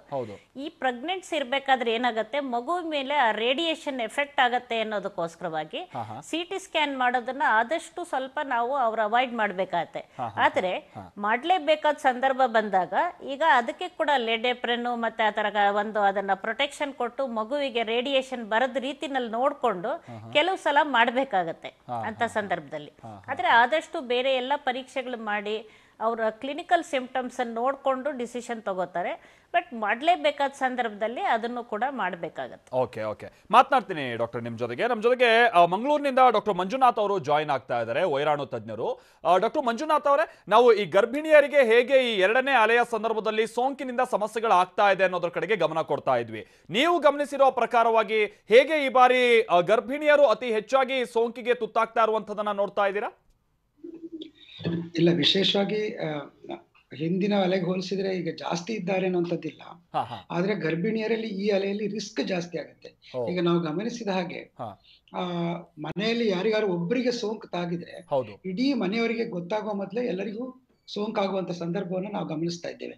ಹಾಗಾಗಿ ಗರ್ಭಿಣಿ ಸ್ತ್ರೀಯರಿರ್ತಕ್ಕಂಥ ಮನೆಗಳಲ್ಲಿ ಈಗಿನ ಅಲೆಯಲ್ಲಿ ಅವರಿಗೂ ಕೂಡ ಈ ರೋಗ ತಾಗುವಂತ ಸಾಧ್ಯತೆಗಳು ಜಾಸ್ತಿ ಇರೋದ್ರಿಂದ ನನ್ನ ದೃಷ್ಟಿಯಲ್ಲಿ ಗರ್ಭಿಣಿಯರು ಹೆಚ್ಚು ಜಾಗೃತಿಯನ್ನು ಮಾಡ್ಕೊಳ್ಬೇಕು ಅಂತ ಅನ್ಸುತ್ತೆ. ಹೌದು ಹೌದು ಹೌದು. ಡಾಕ್ಟರ್ ಮಂಜುನಾಥ್ ಅವರೇ, ಮಾತನಾಡ್ತೀನಿ ನಾನು ನಿಮ್ಮ ಜೊತೆಗೆ. ನಾವು 2 ಗಂಡಾಂತರಗಳ ಬಗ್ಗೆ ಮಾತನಾಡ್ತಾ ಇದ್ವಿ. 1 ರಿಂದ 3 ತಿಂಗಳ ಸಂದರ್ಭದಲ್ಲಿ ಎದುರಾಗುವಂತ ಗಂಡಾಂತರ, ಅದು ಗರ್ಭಪಾತಕ್ಕೆ ಹೇಗೆ ಕಾರಣ ಆಗ್ತಾ ಇದೆ ಅನ್ನುವಂಥದ್ದು, ಸೋಂಕು ತಗುಲಿ. 2ನೇದು ಈ 7 ರಿಂದ 8ನೇ ತಿಂಗಳ ಸಂದರ್ಭದಲ್ಲೇ ಅವರಿಗೆ ಡೆಲಿವರಿ ಮಾಡಬೇಕಾಗುತ್ತೆ, ಅವಧಿಗೂ ಪೂರ್ಣವಾಗಿ ಅವರಿಗೆ ಡೆಲಿವರಿ ಮಾಡಬೇಕಾಗುತ್ತೆ, ಆಗ ಏನೇನು ಸಮಸ್ಯೆಗಳು ಎದುರಾಗ್ತಾ ಇದೆ ಅನ್ನೋದನ್ನ ನೋಡ್ತಾ ಇದ್ವಿ. 3ನೇ ಗಂಡಾಂತರ ಕಡೆಗೆ ನಾವು ಗಮನ ಕೊಡೋಣ. ಆಯ್ತಪ್ಪ, ಈಗೆಲ್ಲ ಸಮಸ್ಯೆಯನ್ನ ಎದುರಿಸಿ ಅಥವಾ ಹೆಂಗೋ ಸೋಂಕು ಬರದೇ ಇರುವಂತ ರೀತಿಯಾಗಿ ನೋಡ್ಕೊಂಡು ಹೆರಿಗೆನೂ ಆಗುತ್ತೆ. ಆದ್ರೆ ಹೆರಿಗೆ ಆದಂತಹ ಬಳಿಕದಲ್ಲಿ ಸೋಂಕು ತಗುಲ್ತಾ ಇರೋದನ್ನ ನಾವು ನೋಡ್ತಾ ಇದ್ದೀವಿ. ಹಸುಗೂಸಿಗೂ ಕೂಡ ಸೋಂಕು ತಗುಲಿರುವಂತ ಬಹಳಷ್ಟು ಉದಾಹರಣೆಗಳಿದೆ. ಹೆರಿಗೆಯಾದ ಕೆಲವೇ ಗಂಟೆಗಳಲ್ಲಿ ಹಸುಗೂಸಿಗೂ ಕೂಡ ಸೋಂಕು, ಯಾಕಂದ್ರೆ ತಾಯಿಗೆ ಸೋಂಕು ಇರುತ್ತಲ್ವಾ, ಅದು ಹಸುಗೂಸಿಗೂ ಕೂಡ ಅದು ಶಿಫ್ಟ್ ಆಗ್ತಾ ಇರೋದನ್ನ ನಾವು ನೋಡ್ತಾ ಇದ್ದೀವಿ. ಆಗ ಹುಟ್ಟಿದಂತಹ ಮಗು ಕೂಡ ನರಳಾಡುವಂತ ಸ್ಥಿತಿಗೆ ಹೋಗ್ಬಿಡುತ್ತೆ. ಹುಟ್ಟೋ ಮಕ್ಕಳಲ್ಲೂ ಕೂಡ ಉಸಿರಾಟದ ತೊಂದರೆ ಕಾಣಿಸಿಕೊಂಡು ಮೃತಪಟ್ಟಂತಹದ್ದು ಕೆಲವೊಂದಷ್ಟು ಸಂಗತಿಗಳನ್ನ ನಾವು ನೋಡಿದ್ದೀವಿ. ಶ್ವಾಸಕೋಶಕ್ಕೆ ಡೈರೆಕ್ಟ್ ಅಟ್ಯಾಕ್ ಆಗ್ತಾ ಇರುವಂತಹ ಕಾರಣಕ್ಕಾಗಿ ಹೆಮ್ಮಾರಿಯಿಂದ, ಅಂದ್ರೆ ಕೊರೋನಾದಿಂದಾಗಿ ಸ್ವಲ್ಪ ಸಮಸ್ಯೆಗಳಾಗ್ತಾ ಇದೆ. ಮಗುವಿಗೂ ಕೂಡ ಕೊರೋನಾ ಅಟ್ಯಾಕ್ ನಿಂದ ಹಸುಗೂಸುಗಳು ಮೃತಪಟ್ಟಂತದನ್ನ ನಾವು ಬಹಳ ಕೇಸಸ್ ಅನ್ನ ನೋಡಿದ್ದೀವಿ. ಆಮೇಲೆ ಇನ್ನೊಂದಷ್ಟು ಕೇಸಸ್ ಅಲ್ಲಿ ಡೆಲಿವರಿ ಆದಂತ ನಂತರದಲ್ಲಿ ತಾಯಿ ಮೃತಪಟ್ಟಂಥದ್ದನ್ನ ನಾವು ನೋಡಿದ್ದೀವಿ. ಅಂತ ಮಗುವನ್ನು ಹೇಗೆ ಮ್ಯಾನೇಜ್ ಮಾಡಬೇಕು ಅಂತೇಳಿ ಆ ಕುಟುಂಬಸ್ಥರು ದಿಕ್ಕೇ ತೋಚದೇ ಇರುವಂತ ಸನ್ನಿವೇಶಕ್ಕೆ ಹೋಗಿರೋದನ್ನು ಕೂಡ ನಾವು ನೋಡಿದ್ದೀವಿ. ಹೆರಿಗೆ ಆದಂತ ಬಳಿಕ ಹಸುಗೂಸಿಗೆ ಸೋಂಕು ತಗುಲ್ತಾ ಇರುವಂತದನ್ನ ಹೆಂಗೆ ಇಲ್ಲಿ ನಾವು ಅವಾಯ್ಡ್ ಮಾಡೋದಕ್ಕೆ ಅವಕಾಶಗಳಿದೆ, ಇದು ಹೆಂಗೆ ಸಮಸ್ಯೆಯನ್ನ ತಂದೊಡ್ಡುತ್ತೆ ಅನ್ನೋದ್ರ ಬಗ್ಗೆ ನಾವು ಮಾತಾಡೋಣ. ಡಾಕ್ಟರ್ ಪದ್ಮಿನಿ ಪ್ರಸಾದ್ ಅವರು ನಮ್ಮ ಜೊತೆಗೆ ಹಾಗೆ ಸಂಪರ್ಕದಲ್ಲಿದ್ದಾರೆ. ಡಾಕ್ಟರ್ ಪದ್ಮಿನಿ ಪ್ರಸಾದ್ ಅವರೇ, ಆಯ್ತು, ಈ 9 ತಿಂಗಳ ಸಂದರ್ಭವನ್ನು ಹೇಗೋ ನಿಭಾಯಿಸಿದ್ದಾಯ್ತು, ಬಟ್ ಡೆಲಿವರಿ ಸಂದರ್ಭದಲ್ಲಿ ತಾಯಿಗಿರುವಂತಹ ಸೋಂಕು ಹಸುಗೂಸಿಗೆ ಶಿಫ್ಟ್ ಆಗಿರುವಂತದ ಬಹಳಷ್ಟು ಪ್ರಕರಣಗಳನ್ನ ನಾವು ನೋಡಿದ್ದೀವಿ. ಇಂಥ ಟೈಮ್ನಲ್ಲಿ ಹೇಗೆ ಗಮನ ಕೊಡಬೇಕಾಗುತ್ತೆ, ಎಚ್ಚರಿಕೆ ವಹಿಸಬೇಕಾಗುತ್ತೆ ಅಂತ ಡಾಕ್ಟರ್? ಇವಾಗ ಅದು ಒಂದು ಕಳವಳಕಾರಿ ಅಂತ ಹೇಳ್ಬೋದು. ಈ ಅಲೆನಲ್ಲಿ ಚಿಕ್ಕ ಮಕ್ಕಳು ಅಥವಾ ಆಗ್ತಾನೆ ನವಜಾತ ಶಿಶುಗಳಲ್ಲೇನೆ ಈ ಸೋಂಕು ಆಗಿರೋದನ್ನ ನೋಡ್ತಾ ಇದ್ದೀವಿ. ಈ ಸೋಂಕು ಆ ಡೆಲಿವರಿ ಸಮಯದಲ್ಲಿ ಮಗುವಿಗೆ ಬಂದಿದ್ಯಾ ಅಥವಾ ತಾಯಿ ಗರ್ಭದಲ್ಲಿ ಇರ್ಬೇಕಾದ್ರೆ ಈ ವರ್ಟಿಕಲ್ ಟ್ರಾನ್ಸ್ಮಿಷನ್ ಅಂತ ಹೇಳ್ತೀವಿ, ಆ ಮಾಸಿನ ಪ್ಲಾಸೆಂಟಾ ಮೂಲಕ ಅದಕ್ಕೆ ಮಗುವಿಗೆ ಸೋಂಕು ಆ ರೀತಿನೇ ವೈರಾಣು ಅದಕ್ಕೆ ಏನಾದರೂ ಟ್ರಾನ್ಸ್ಮಿಷನ್ ಆಗಿದೆಯಾ ಅನ್ನೋದು ಇನ್ನೂ ಅದನ್ನ ಹೆಚ್ಚಿಗೆ ಅಧ್ಯಯನಗಳು ಬೇಕಾಗತ್ತೆ.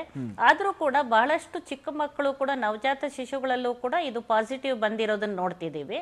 ಆದ್ರೆ ಎಷ್ಟೋ ಮಕ್ಕಳನ್ನ ಉಳಿಸಕ್ ಸಾಧ್ಯ ಆಗ್ತಾ ಇದೆ. ಅವರು ಪೀಡಿಯಾಟ್ರಿಷಿಯನ್ಸ್ ಅವರೆಲ್ಲ ಒಳ್ಳೆ ಚಿಕಿತ್ಸೆನೂ ಕೊಡ್ತಾ ಇದ್ದಾರೆ ಅದಕ್ಕೆ. ಈಗ ಈ ಸಂದರ್ಭದಲ್ಲಿ ಒಂದ್ ಹೇಳ್ಬೇಕಂತ ಹೇಳಿದ್ರೆ, ಈಗ ಗರ್ಭಿಣಿ ಸ್ತ್ರೀಯರಿಗೆ ಇದನ್ನ ಇನ್ನೂನೇ ವ್ಯಾಕ್ಸಿನ್ ಕೊಡೋದಕ್ಕೆ ಇನ್ನೂ ನಮ್ಗೆ ಅನುಮತಿ ಸಿಕ್ಕಿಲ್ಲ ಸರ್ಕಾರದಿಂದ. ಆದ್ರೆ ಎಲ್ಲಾ ಅಧ್ಯಯನಗಳು ಮತ್ತೆ ನಮ್ಮ ಗೈನಕಾಲಜಿ ಅಸೋಸಿಯೇಷನ್ ಎಲ್ಲ ಕೂಡ ವ್ಯಾಕ್ಸಿನ್ ಮೂಲಕ ಆಂಟಿಬಾಡೀಸ್ ಏನಾದ್ರೂ ಮಗುವಿಗೆ ಬರೋದಾದ್ರೆ ಇದನ್ನ ಆಗೋದನ್ನ ತಡೆಗಟ್ಟಬಹುದು ಅನ್ನೋದು ಒಂದು ವಿಷಯ ಇದೆ. ಅದು ಅವಕಾಶ ಇದೆಯಾ ಡಾಕ್ಟರ್ ಅದಕ್ಕೆ? ಯಾಕಂದ್ರೆ ಬಹಳ ಕಡೆ ನಾವು ಕೂಡ ಗಮನಿಸ್ತಾ ಇದ್ವಿ, ಅದೇ ನೀವು ಹೇಳಿದಾಗೆ ಗರ್ಭಿಣಿಯರಿಗೆ ವ್ಯಾಕ್ಸಿನ್ ಕೊಟ್ರೆ ಅದು ಮಗುವಿಗೂ ಕೂಡ ಅದು ಟ್ರಾನ್ಸ್ಫರ್ ಆಗ್ಬೋದು, ಆಂಟಿಬಾಡೀಸ್ ಕ್ರಿಯೇಟ್ ಆಗ್ಬೋದು ಮಗುವಿನಲ್ಲಿ ಅಂತೇಳಿ. ಈ ಸಾಧ್ಯತೆಯನ್ನ ನಾವು ತೀರಾ ಹತ್ರದಲ್ಲಿ ಏನಾದ್ರು ಗಮನಿಸಬಹುದಾ, ಅಥವಾ ಬೇರೆ ದೇಶಗಳಲ್ಲಿ ಏನಾದ್ರು ಇಂಥ ಪ್ರಯತ್ನಗಳು ಆಗ್ತಾ ಇರೋದನ್ನ ನೀವು ಗಮನಿಸಿದೀರಾ ಡಾಕ್ಟರ್? ಆಗಿದೆ, ಹೌದೌದು. ಅದು ಅಮೆರಿಕ, ಇಂಗ್ಲೆಂಡ್ ಅಲ್ಲೆಲ್ಲ ಇದ್ರೊಳಗೆ ಗರ್ಭಿಣಿ ಸ್ತ್ರೀಯರ ತುಂಬಾ ಗರ್ಭಿಣಿ ಸ್ತ್ರೀಯರಿಗೆ ಎಲ್ಲರಿಗೂ ವ್ಯಾಕ್ಸಿನೇಷನ್ ಕೊಟ್ಟಿದೆ. ಅವರಲ್ಲಿ ಅದು ರೋಗ ನಿರೋಧಕ ಶಕ್ತಿ ಮಗುವಿಗೆ ಬಂದು ಅದನ್ನ ಸೋಂಕಾಗೋದನ್ನ ನವಜಾತ ಶಿಶುಗಳಲ್ಲಿ ಅದನ್ನ ಕಡಿಮೆ ಆಗಿರೋದನ್ನ ಬಹಳ ಅಧ್ಯಯನಗಳು ಹೇಳ್ತಾ ಇದೆ. ಆದ್ರೆ ನಮ್ಮ ದೇಶದಲ್ಲಿ ಇನ್ನೂ ನಮ್ಮ ಈ ಕೋವ್ಯಾಕ್ಸಿನ್, ಕೋವಿಶೀಲ್ಡ್ ದಲ್ಲಿ ಅಧ್ಯಯನದ ವರದಿ ಇನ್ನೂ ಬಂದಿಲ್ಲ ನಮ್ಗೆ. ಹಾಗಾಗಿ ನಮ್ಮ ಸರ್ಕಾರ ಇನ್ನೂ ಅದಕ್ಕೆ ಅನುಮತಿ ಕೊಟ್ಟಿಲ್ಲ. ಆದ್ರೆ ಎಲ್ಲ ಅಧ್ಯಯನಗಳ ಪ್ರಕಾರ ಈ ವ್ಯಾಕ್ಸಿನ್ ಸೇಫ್ ಇದೆ. ಗರ್ಭಿಣಿ ಸ್ತ್ರೀಯರಿಗೆ ಕೊಟ್ಟರೆ ಅದನ್ನ ನವಜಾತ ಶಿಶುಗೆ ಅಥವಾ ಗರ್ಭದಲ್ಲಿರಿದ ಶಿಶುಗೂ ಕೂಡ ಅದರದ್ದು ಆಂಟಿಬಾಡೀಸ್ ಹೋಗಿ ಅದನ್ನ ರಕ್ಷಣೆ ಕೊಡುತ್ತೆ ಅನ್ನೋದನ್ನ ಅಧ್ಯಯನಗಳು ಆಗ್ತಾ ಇದೆ. ಓಕೆ ಓಕೆ ಡಾಕ್ಟರ್ ತುಳಸಿ ಅವರೇ, ನೀವು ಈ ತರದನ್ನ ಬಹಳ ಹತ್ರದಿಂದ ನೋಡಿದ ಹಾಗೆ ಡೆಲಿವರಿ ಆದಂತಹ ನಂತರದಲ್ಲಿ ಮಗುವಿಗೂ ಏನಾದ್ರು ಸೋಂಕು ಕಂಡು ಬಂದು ಆ ಮಗುವನ್ನ ಉಳಿಸ್ಕೊಳ್ಳುವಂತ ನಿಟ್ಟಿನಲ್ಲಿ ಏನೆಲ್ಲ ಪ್ರಯತ್ನಗಳು ಆಗೋದಕ್ಕೆ ಅವಕಾಶಗಳಿದೆ, ಏನೆಲ್ಲ ವ್ಯವಸ್ಥೆಗಳಿದೆ ಮಗುವನ್ನ ಉಳಿಸ್ಕೊಳ್ಳೋದಕ್ಕೆ ಅಂತ ಹೇಳಿ? ನಮ್ಮ ಆಸ್ಪತ್ರೆಯಲ್ಲಿ ಡೆಲಿವರಿ ಆದರೆ ಇಲ್ಲ ಸಿಸೇರಿಯನ್ ಆದರೆ ಎಲ್ಲ ಹುಟ್ಟಿರೋ ಮಕ್ಕಳನ್ನ ನಾರ್ಮಲ್ ಡೆಲಿವರಿ ಆದರೆ ತಾಯಿ ಪಕ್ಕನೇ ಕೊಡ್ತೀವಿ. ಸಿಸೇರಿಯನ್ ಆಗಿರೋ ಮಕ್ಕಳನ್ನ ನಮ್ಮ SNCUಲಿ ಮಕ್ಕಳ ತಜ್ಞರು ನೋಡ್ತಾರೆ. ಅವ್ರಿಗೆ SNCU ಅಂತ ಇದೆ, ಅಲ್ಲಿ ನೋಡ್ಕೋತಾರೆ. ಫಸ್ಟ್ ಡೇ ಸೆಕೆಂಡ್ ಡೇ ಅವ್ರಿಗೆ ಸ್ವ್ಯಾಬ್ ತಗೋತಾರೆ. ಮಗು ನೆಗೆಟಿವ್ ಅಂತ ಬಂದರೆ ತಾಯಿ ಪಕ್ಕನೆ ಕೊಟ್ಟು ತಾಯಿ ಹತ್ರನೇ ಹಾಲು ಕುಡಿಸ್ತಾರೆ. ಅದರಲ್ಲಿ ಒಂದು ಇಷ್ಟು ಡೆಲಿವರಿ ಆಗಿರೋದ್ರಲ್ಲಿ 251 ಮಕ್ಕಳು ಡೆಲಿವರಿ ಆಗಿದೆ. ಅದರಲ್ಲಿ 6 ಮಕ್ಕಳಿಗೆ ಮಾತ್ರ ಪಾಸಿಟಿವ್ ಬಂದಿದೆ. ಓಕೆ, ಅಂದ್ರೆ ಹುಟ್ಟಿದ ತಕ್ಷಣನೇ ಪಾಸಿಟಿವ್ ಇರುವಂತ ನಿಮ್ಮ ಗಮನಕ್ಕೆ ಬಂದಿದೆ. ಹೇಳಿ ಹೇಳಿ doctor. After 24 hours swab test ಮಾಡಿದಾಗ ಪಾಸಿಟಿವ್ ಬಂದಿದೆ. ಅದರಲ್ಲಿ 6 ಜನ ಮಾತ್ರ ಬಂದಿದ್ದಾರೆ, 6 ಮಕ್ಕಳು. ಅವ್ರು ಅದರಲ್ಲಿ ಎಲ್ಲರನ್ನೂ ಉಳಿಸ್ಕೊಳ್ಳೋಕೆ ಸಾಧ್ಯ ಆಗಿದೆಯಾ ಡಾಕ್ಟರ್? ಹೇಗೆ, ಯಾವ ರೀತಿಯಂತ ಟ್ರೀಟ್ಮೆಂಟ್ ಅನ್ನ ಆ ಟೈಮ್ನಲ್ಲಿ ನೀವು ಕೊಟ್ಟಿದ್ದೀರಾ ಮಕ್ಕಳಿಗೆ? ತಾಯಿ ಹತ್ರ ಹಾಲು ಕುಡಿಸ್ತಾರೆ. ನಮ್ಮ ಹಾಸ್ಪಿಟ್ಲಲ್ಲಿ ರುಟೀನ್ ಪ್ರೋಟೋಕಾಲ್ ಏನಿದೆ, ಮಕ್ಕಳು ನೋಡ್ಕೊಳ್ಳೋಕ್ಕೆ ಮಕ್ಕಳು ತಜ್ಞರು ನೋಡ್ಕೋತಾರೆ. ಓರಲ್ ಪೋಲಿಯೋ ಡ್ರಾಪ್ಸ್ ಕೊಡ್ತಾರೆ, ವಿಟಮಿನ್ K ಕೊಡ್ತಾರೆ, BCG ಕೊಟ್ಟಿರ್ತಾರೆ. ಇಲ್ಲ ಅಂದ್ರೆ ತಾಯಿ ಹತ್ರ ಹಾಲು ಕುಡಿಸ್ತಾರೆ ಅಷ್ಟೇ. ಹಂಗೇನಾರ ಸೆಪ್ಸಿಸ್ ಏನಾರ ಇದ್ರೆ ಆಂಟಿಬಯೋಟಿಕ್ಸ್ ಕೊಡ್ತಾರೆ. ಓಕೆ ಓಕೆ, ಅಂದ್ರೆ ನಾವೀಗ ಬೇರೆ ಪೇಷಂಟ್ಸ್ ಅಲ್ಲಿ ನೋಡ್ತಾ ಇರೋ ಹಾಗೆ ಉಸಿರಾಟ ತೀವ್ರ ತರುವಂತ ಸಮಸ್ಯೆಗಳು ಬರುತ್ತಲ್ಲ, ಅಂತ ಸಮಸ್ಯೆ ತನಕನೂ ಕೂಡ ಕೊಂಡೊಯ್ಯುತ್ತಾ ಅದನ್ನ ಹೇಗೆ ಡಾಕ್ಟರ್ ಮಕ್ಕಳನ್ನ? ಹಂಗೆ ಹೋದಾಗ ಮಕ್ಕಳ ತಜ್ಞರು ನಮ್ಮಲ್ಲಿ CPAP ಇದೆ, ವೆಂಟಿಲೇಟರ್ಸ್ ಇದೆ, ವೆಂಟಿಲೇಟರ್ಸ್ ಮೇಲೆ ಹಾಕೊಂಡು ಅವ್ರು ಮ್ಯಾನೇಜ್ ಮಾಡ್ತಾರೆ. ಓಕೆ ಓಕೆ, ಮಾತನಾಡ್ತೀನಿ ಡಾಕ್ಟರ್. ಇನ್ನೊಂದು ಗೊಂದಲ ಇದೆ ಇದಕ್ಕೆ ಸಂಬಂಧಪಟ್ಟಂಗೆ, ಅದನ್ನ ನಿಮ್ಮ ಹತ್ರ ಕೇಳಿ ತಿಳ್ಕೊಳ್ತೀನಿ. ಅದಕ್ಕಿಂತ ಮುನ್ನ ಡಾಕ್ಟರ್ ಮಂಜುನಾಥ್ ಅವ್ರ ನಮ್ಮ ಜೊತೆಗೆ ಹಾಗೆ ಸಂಪರ್ಕದಲ್ಲಿದ್ದಾರೆ. ಡಾಕ್ಟರ್ ಮಂಜುನಾಥ್ ಅವರೇ, ನಾವು ಈ ಕಳೆದ ವೇವ್ನ ಸಂದರ್ಭದಲ್ಲೆಲ್ಲ ಅಂತ ಮಕ್ಕಳಿಗೆ ಅಂತ ಸಮಸ್ಯೆ ಒಡ್ಡಲ್ಲ, ಯಾಕಂದ್ರೆ ಈ ಶೀತ ಜ್ವರಕ್ಕೆ ಸಂಬಂಧಪಟ್ಟಾಗೆ ಅವರಲ್ಲಿ ತುಂಬಾ ಚೆನ್ನಾಗಿ ಆಂಟಿಬಾಡೀಸ್ ಇರುತ್ತೆ, ಹಾಗಂತ ಸಮಸ್ಯೆ ಒಡ್ಡಲ್ಲ ಅಂತ ನಾವೆಲ್ಲ ಕೇಳ್ಪಡ್ತಾ ಇದ್ವಿ. ಬಟ್ ಈ ವೇವ್ ನಲ್ಲಿ ಹುಟ್ಟೋ ಮಕ್ಕಳಲ್ಲಿ ಬಹಳ ಹೆಚ್ಚಾಗಿ ಇದು ಕಾಣಿಸ್ಕೊಂಡಿರುವಂತದನ್ನು ನಾವು ನೋಡಿದೀವಿ, ಕೆಲವು ಮಕ್ಕಳನ್ನ ಕಳ್ಕೊಂಡಂತದನ್ನು ಕೂಡ ನಾವು ಗಮನಿಸಿದೀವಿ. ನೀವು ಈ ವೈರಾಣು ಹುಟ್ಟುವಂತ ಮಕ್ಕಳಲ್ಲಿ ಹೇಗೆ ಕಾಣಿಸ್ಕೊಳ್ಳುತ್ತೆ, ಹೇಗೆ ಇದು ಸಂಕಷ್ಟ ತಂದೊಡ್ಡುತ್ತೆ ಅನ್ನೋದನ್ನ ಗಮನಿಸಿದೀರಾ? ಈ ಟ್ರಾನ್ಸ್ಮಿಷನ್, ವರ್ಟಿಕಲ್ ಟ್ರಾನ್ಸ್ಮಿಷನ್ ಅನ್ನೋದ್ರ ಬಗ್ಗೆ ಯಾವುದೇ ನಮ್ಮ ಹತ್ರ ಆಧಾರ ಇಲ್ಲ. ಇದು ಏನಿದ್ರು ಕೂಡ ಮತ್ತೆ ನಮ್ಮ ಮ್ಯಾನೇಜ್ಮೆಂಟ್ಗೆ ಹೋಗ್ಬೇಕಾಗತ್ತೆ. ನಾವು ಡೆಲಿವರಿ ಆಗೋ ಸಂದರ್ಭದಲ್ಲಿ ಆ ಗರ್ಭಿಣಿಯನ್ನು ಯಾವ ರೀತಿ ನೋಡ್ಕೊಂಡಿದ್ವಿ, ಮತ್ತೆ ಮಗುವನ್ನ ಯಾವ ರೀತಿ ನಾವು ಪ್ರೊಟೆಕ್ಟ್ ಮಾಡ್ಕೊಂಡಿದ್ವಿ ಅನ್ನೋದ್ರ ಮೇಲೆ ಐ ಥಿಂಕ್ ಟ್ರಾನ್ಸ್ಮಿಷನ್ ಮೆಥಡ್ ಅದೇ ರೀತಿ ಇರೋದ್ರಿಂದ ನಾವು ಅದೇ ಪ್ರೋಟೋಕಾಲ್ಸ್ ಅನ್ನು ತೆಗೆದುಕೊಂಡ್ರೆ ಮಗುವಿಗೆ ಈ ವೈರಾಣು ಬರೋದನ್ನ ತಡೆಗಟ್ಟಬಹುದು.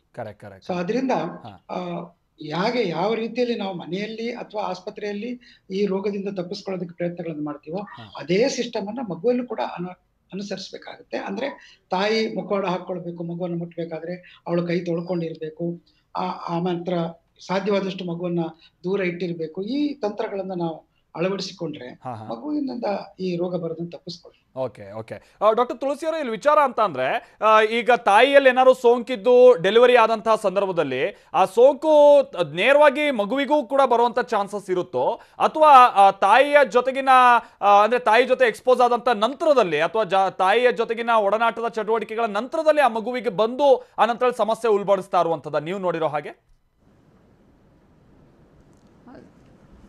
ನಾವು ಎಲ್ಲ ತಾಯಂದಿರಿಗೂ ಮಾಸ್ಕ್ ಕೊಟ್ಟಿರ್ತೀವಿ. ಸ್ವಲ್ಪ ಡಿಸ್ಟೆನ್ಸ್ ಮೇಂಟೈನ್ ಮಾಡಿಕೊಂಡು ಕೈ ಸೋಪ್ ಹಾಕಿ ತೊಳ್ಕೊಂಡು ಇಲ್ಲ ಸ್ಯಾನಿಟೈಸರ್ ಹಾಕ್ಕೊಂಡು ಫೇಸ್ ಮಾಸ್ಕ್ ಹಾಕೊಂಡು ಮಕ್ಕಳಿಗೆ ಹಾಲು ಉಣಿಸ್ತಾರೆ.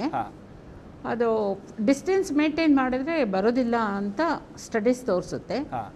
ಮತ್ತು 24 ಅವರ್ಸ್ ಆದಮೇಲೆ ಪಾಸಿಟಿವ್ ಬಂದರೆ ನಾವು SNCU ಇಟ್ಕೋತೀವಿ. ಓಕೆ ಓಕೆ, ಅಂದರೆ ಇಲ್ಲಿ ತಾಯಿ ಜೊತೆಗೆ ಎಕ್ಸ್ಪೋಸ್ ಆದಂಥ ನಂತರದಲ್ಲೇ ಬರೋದು ಬಿಟ್ಟರೆ ಮಗುವಿಗೆ ತಾಯಿಗಿತ್ತು ಅನ್ನೋ ಕಾರಣಕ್ಕೆ ಆಟೋಮೆಟಿಕ್ ಆಗಿ ಬರಲ್ಲ ಹಾಗಾದರೆ?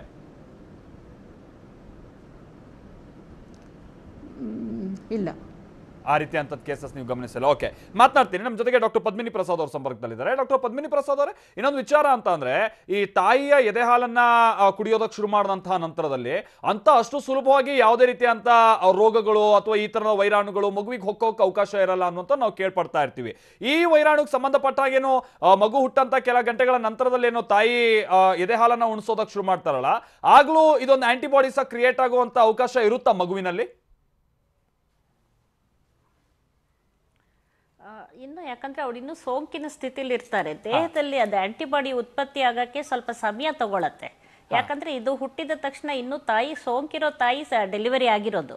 ಹಾಗಾಗಿ ತಕ್ಷಣದಲ್ಲಿ ಈ ಆಂಟಿಬಾಡೀಸ್ ಅದಕ್ಕೆ ಹೋಗೋ ಸಾಧ್ಯತೆಗಳು ಬಹಳ ಕಡಿಮೆ. ಆದ್ರೆ ಯಾವುದೇ ಮಗುವಿಗೆ ತಾಯಿ ಹಾಲು ಬಂದೆ ಉತ್ತಮವಾದ ಹಾಲು.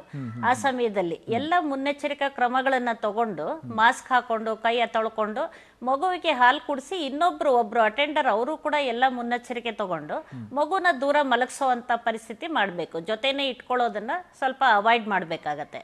ಹಾಗಾದಾಗ ಸ್ವಲ್ಪ ಮುನ್ನೆಚ್ಚರಿಕಾ ಕ್ರಮದಲ್ಲಿ ಮಗುವಿಗೆ ಸೋಂಕಾಗೋದನ್ನ ತಡೆಗಟ್ಟಬಹುದು. ಅವಾಗ ಓಕೆ, ಅಂದ್ರೆ ಸೋಂಕಿರುವಂತ ತಾಯಿಗೆ ಒಂದು 3 ವಾರದ ತನಕ ಆಗಿ ಅವಳದನ್ನ ಹೇಳಿ ಡಾಕ್ಟರ್, ಹೇಳಿ.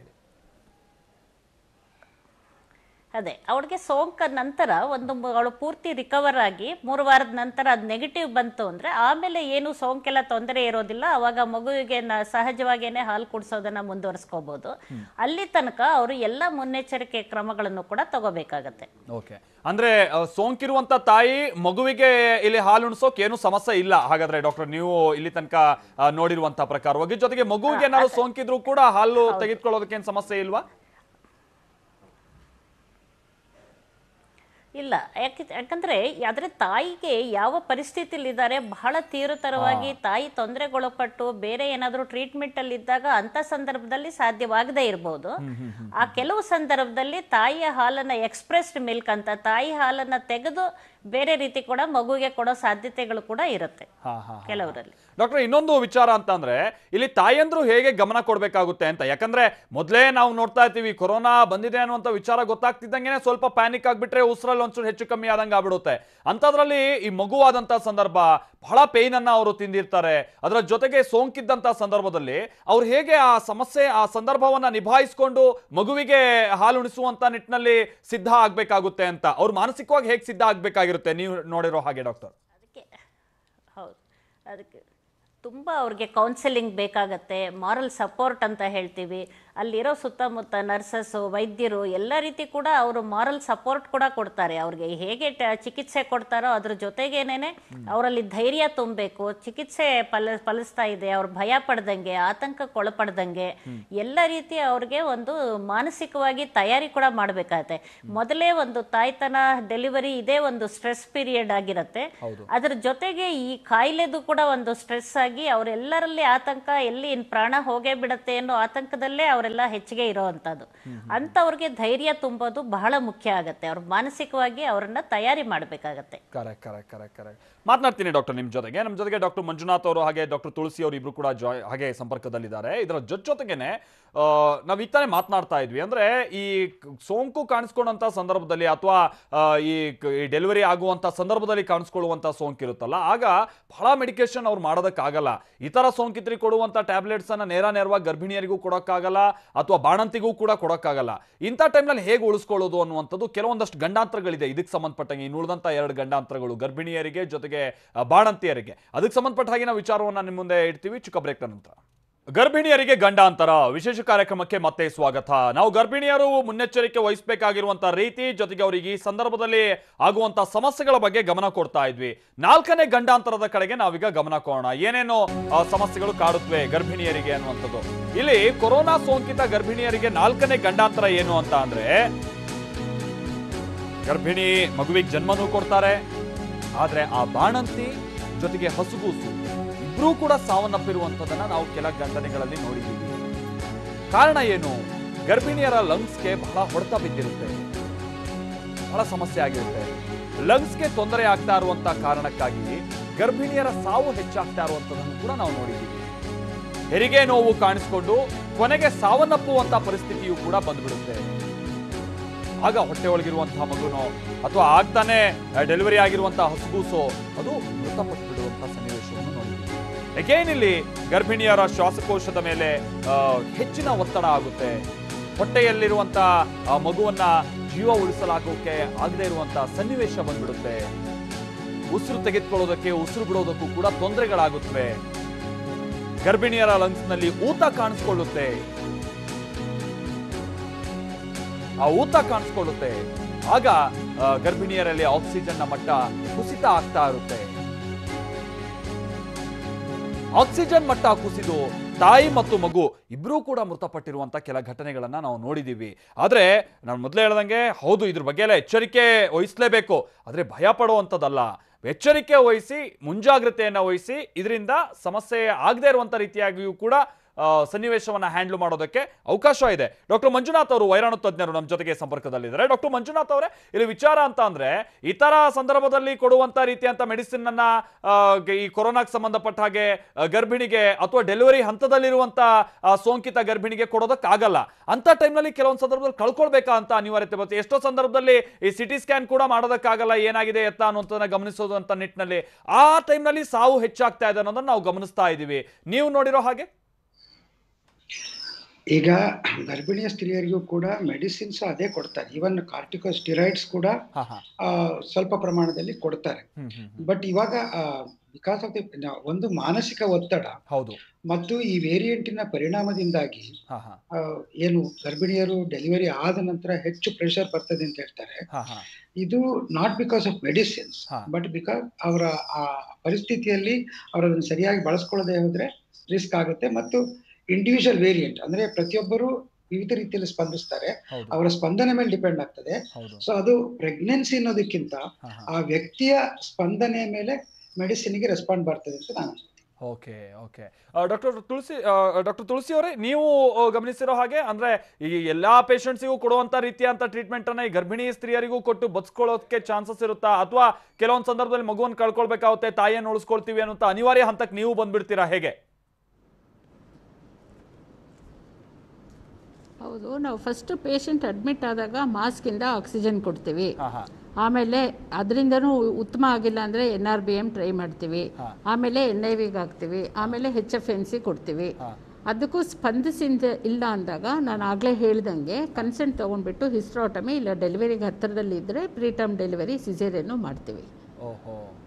ಅಂಥ ಪರಿಸ್ಥಿತಿಲಿ ತಾಯಿಂದರು ಉಳ್ಕೊಂಡಿದ್ದಾರೆ ಕೆಲವರು. ಕೆಲವು ಸತಿ ಪ್ರೀಟರ್ಮ್ ಲೇಬರ್ ಆದಾಗ, ಮಗುವಿನ ತೂಕ ಕಮ್ಮಿ ಇದ್ದಾಗ, ಲೋ ಬರ್ತ್ ವೆಯ್ಟ್ ಇದ್ದಾಗ ಅಂತ ಮಕ್ಕಳು ಕಳ್ಕೊಂಡಿರ್ತೀವಿ. ಓಕೆ ಡಾಕ್ಟರ್ ಪದ್ಮಿನಿ ಪ್ರಸಾದ್ ಅವರೇ, ಇಲ್ಲಿ ಈ ಗರ್ಭಿಣಿಯರು ಈ ಡೆಲಿವರಿ ಟೈಮ್ನಲ್ಲಿ ಸಹಜವಾಗಿ ಉಸಿರಾಟದ ಸಮಸ್ಯೆ ಎಲ್ಲ ಆದಂಥ ಟೈಮ್ನಲ್ಲಿ ಅವರಿಗೆ ಹೌದು ಆಕ್ಸಿಜನ್ ಈ ಥರದ್ದೆಲ್ಲ ವ್ಯವಸ್ಥೆ ಆಗುತ್ತೆ. ಬಟ್ ಉಳಿದಂಥವ್ರಿಗೆ ಈ ಪ್ರೋನ್ ಪೊಸಿಷನ್ ಎಲ್ಲ ಕೊಡ್ತಾರಲ್ಲ, ಅದೇ ರೀತಿಯ ಗರ್ಭಿಣಿಯರಿಗೂ ಕೊಡೋದಕ್ಕೆ ಆಗುತ್ತಾ, ಅಥವಾ ಅದ್ರಲ್ಲೂ ಕೂಡ ಏನಾದ್ರು ಸಮಸ್ಯೆಗಳಿರುತ್ತೋ? ಯಾಕಂದ್ರೆ ಹೊಟ್ಟೆ ತೀರಾ ಬಾದಿ ಇರುತ್ತೆ, ಕೆಲವೊಂದು ಪೊಸಿಷನ್ ಅಲ್ಲಿ ಮಲಗೋಕ್ ಆಗದೆ ಇರುವಂತ ಸನ್ನಿವೇಶ ಇರುತ್ತೆ. ಆಗ ಅದು ಮೊದಲ 3 ತಿಂಗಳಲ್ಲಿ ಗರ್ಭಕೋಶ ಚಿಕ್ಕದಾಗಿರ್ಬೇಕಾದ್ರೆ ಅದು ಸಾಧ್ಯವಾಗ್ಬೋದು. ನಂತರದ ಸಮಯದಲ್ಲಿ ಅದು ಸಾಧ್ಯವಾಗೋದಿಲ್ಲ. ಹೊಟ್ಟೆ ದೊಡ್ಡದಾಗ್ತಾ ಹೋದಂಗೆ ಅದು ಸಾಧ್ಯವಾಗೋದಿಲ್ಲ. ಬಟ್ ಅದಕ್ಕೆ ಅಂತ ಸಂದರ್ಭದಲ್ಲಿ ಸ್ವಲ್ಪ ಬೇಗ ಡೆಲಿವರಿ ಮಾಡಿದ್ರೆ ಅವ್ರಿಗೆ ಒಳ್ಳೇದಾಗತ್ತೆ ಅನ್ನೋ ತರ ಇರ್ಬೇಕಾದ್ರೆ ಅವಾಗ ಅವ್ರ ನಿರ್ಧಾರ ತಗೊಂಡು ಸ್ವಲ್ಪ ಬೇಗ ಡೆಲಿವರಿ ಮಾಡ್ಬೇಕಾಗತ್ತೆ. ಇಲ್ಲಾಂದ್ರೆ ಡಾಕ್ಟರ್ ತುಳಸಿ ಅವ್ರು ಹೇಳ್ದಂಗೆ ಹಿಸ್ಟ್ರಾಟಮಿ ಅಂದ್ರೆ ಮಗುನ ಇದು ಗರ್ಭಕೋಶ ಕೊಯ್ದು ಮಗುನ ಹೊರಗೆ ತೆಗಿಬೇಕಾಗತ್ತೆ. ಆ ರೀತಿ ಸಂದರ್ಭದಲ್ಲಿ ಅವಾಗ ತಾಯಿಗೆ ಉಳಿಸ್ಕೊಳ್ಳೋ ಸಾಧ್ಯತೆಗಳು ಜಾಸ್ತಿ ಆಗತ್ತೆ. ಇದು ಮುಖ್ಯವಾದ. ಅದು ಇನ್ನೂ ಒಂದೇನಂದ್ರೆ, ಈಗ ತಾಯಂದ್ರ ಮರಣ ಜಾಸ್ತಿ ಆಗಿರೋರಲ್ಲಿ ನೋಡಿದಾಗ ಹೆಚ್ಚಿನ ಸಂದರ್ಭದಲ್ಲಿ ಈ ಕೋಮಾರ್ಬಿಡಿಟೀಸ್ ಅಂತ ನಾವು ಹೇಳ್ತೀವಿ, ಅಧಿಕ ರಕ್ತದೊತ್ತಡ ಇರ್ಬೋದು, ಅಥವಾ ಅವ್ರಿಗೆ ಡಯಾಬಿಟಿಸ್, ಗೆಸ್ಟೇಷನಲ್ ಡಯಾಬಿಟಿಸ್ ಆಗಿರ್ಬೋದು, ಈ ತರ, ಅಥವಾ ವಯಸ್ಸು ಆದ್ಮೇಲೆ ಗರ್ಭಧಾರಣೆ ಆಗಿರೋ ಅಂತದ್ದು, ಈ ರೀತಿಯಾಗಿ ಇರೋಂಥ ಸಾಧ್ಯತೆಗಳು ಜಾಸ್ತಿ ಇದೆ.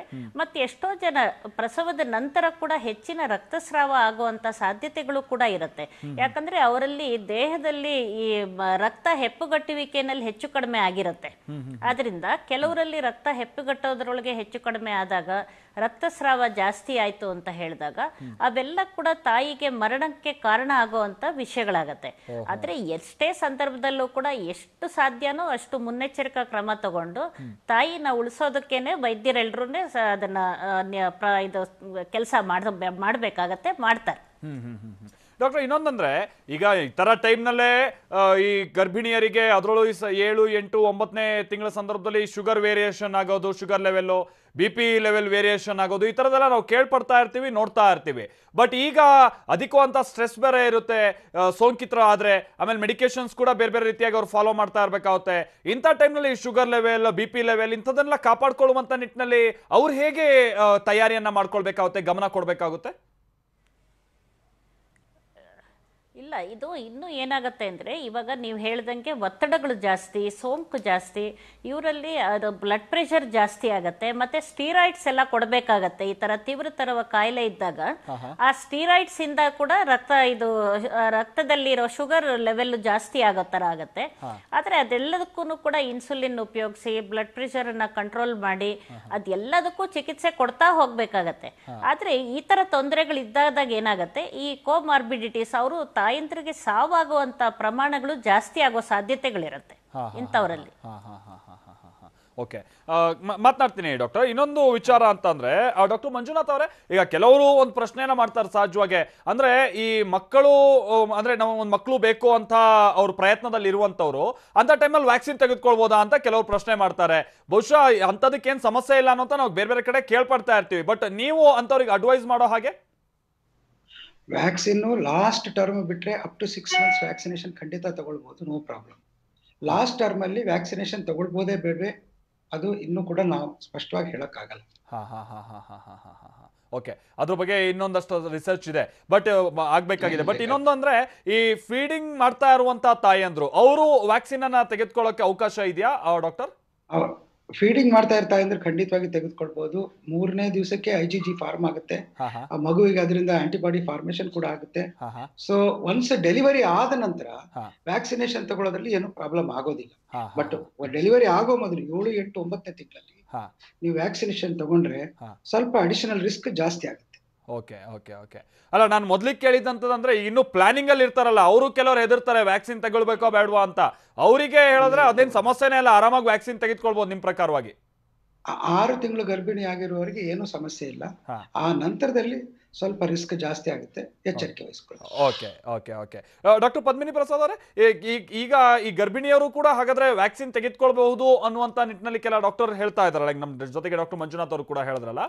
ಸೊ ನಿಮ್ಮ ಪ್ರಕಾರವಾಗಿ ಅಂದ್ರೆ ನಿಮ್ಮ ಹತ್ರ ಯಾರಾದ್ರೂ ಈ ತರದ ಕನ್ಫ್ಯೂಷನ್ ಅಲ್ಲಿರೋದು, ವ್ಯಾಕ್ಸಿನ್ ತೆಗೆದುಕೊಳ್ಬೇಕೋ ಬೇಡವೋ ಅನ್ನುವಂಥದ್ದು ಇರೋದು, ಈ ತರದ್ ಏನಾದ್ರು ಗೊಂದಲ ನೀವು ನೋಡ್ತಾ ಇದ್ದೀರಾ ಹೇಗೆ ಪ್ರಾಕ್ಟಿಕಲಿ? ನೋಡ್ತಾ ಇದ್ದೀವಿ, ಈಗ ಯಾರಿಗೂ ಕೊಡ್ತಾ ಇಲ್ಲ. ಯಾಕಂದ್ರೆ ನಮ್ಗೆ ಸರ್ಕಾರದಿಂದ ನಮ್ಗೆ ಆದೇಶ ಬರಬೇಕು ಇವ್ರು ಕೊಡ್ಬೋದು ಅಂತ. ಸದ್ಯದ ಆದೇಶದಲ್ಲಿ ನಮ್ಗೆ ಈಗ ಇನ್ನು ಗರ್ಭಿಣಿ ಸ್ತ್ರೀಯರಿಗೆ, ಹಾಲು ಕುಡಿಸುವಂತ ಸ್ತ್ರೀಯರಿಗೆ ಕೊಡೋದಕ್ಕೆ ಇನ್ನೂ ನಮ್ಗೆ ಆದೇಶ ಸಿಕ್ಕಿಲ್ಲ. ಆದ್ರೆ ಎಲ್ಲ ಅಧ್ಯಯನಗಳ ಪ್ರಕಾರ ಅದು ಕೊಟ್ರೆ ಏನು ತೊಂದರೆ ಇಲ್ಲ ಅಂತ ಅಧ್ಯಯನದ ರಿಪೋರ್ಟ್ಸ್ಗಳು ಬರ್ತಾ ಇದೆ. ಓಕೆ ಓಕೆ ಬಹುಶಃ ಭಾರತದಲ್ಲಿ ಆ ತರದ ಕ್ಲಿನಿಕಲ್ ಟ್ರಯಲ್ಗಳು ಕೂಡ ನಡೆದಿಲ್ಲ. ಫೀಡ್ ಮಾಡ್ತಾ ಇರುವಂತವ್ರು ಅಂತವರಿಗೆ ವ್ಯಾಕ್ಸಿನ್ ಅನ್ನ ಕೊಟ್ಟು ಏನೋ ಸಮಸ್ಯೆಗಳಾಗಿದೆಯಾ ಇಲ್ಲ ಅನ್ನೋಂಥದ್ದು ಅಬ್ಸರ್ವೇಷನ್ ಇನ್ನೂ ನಡೆದಿಲ್ಲ. ನಡೀತಿದೆ, ಬೇಕಾದಷ್ಟು ಹೊರದೇಶಗಳಲ್ಲಿ ನಡೆದಿದೆ. ನಮ್ಮ ದೇಶದ ವ್ಯಾಕ್ಸಿನ್ ಬದ್ದಲ್ಲಿ ಇನ್ನೂ ನಮಗೆ ರಿಪೋರ್ಟ್ ಬಂದಿಲ್ಲ. ಮತ್ತೆ ನೀವು ಮತ್ತೊಂದು ಪ್ರಶ್ನೆ ಕೇಳಿದ್ರಿ, ಈ ಗರ್ಭಧಾರಣೆಗೆ ಪ್ರಯತ್ನ ಮಾಡ್ತಿರೋರು ವ್ಯಾಕ್ಸಿನ್ ತಗೋಬೇಕೇ ಬೇಡವೆ ಅಂತ. ಖಂಡಿತ ತಗೋಬಹುದು. ಈಗ ವ್ಯಾಕ್ಸಿನ್ ತಗೊಂಡ್ಮೇಲೆ ಅವ್ರು ಗರ್ಭ ಧರಿಸಿದ್ರು ಏನೂ ತೊಂದರೆ ಇಲ್ಲ.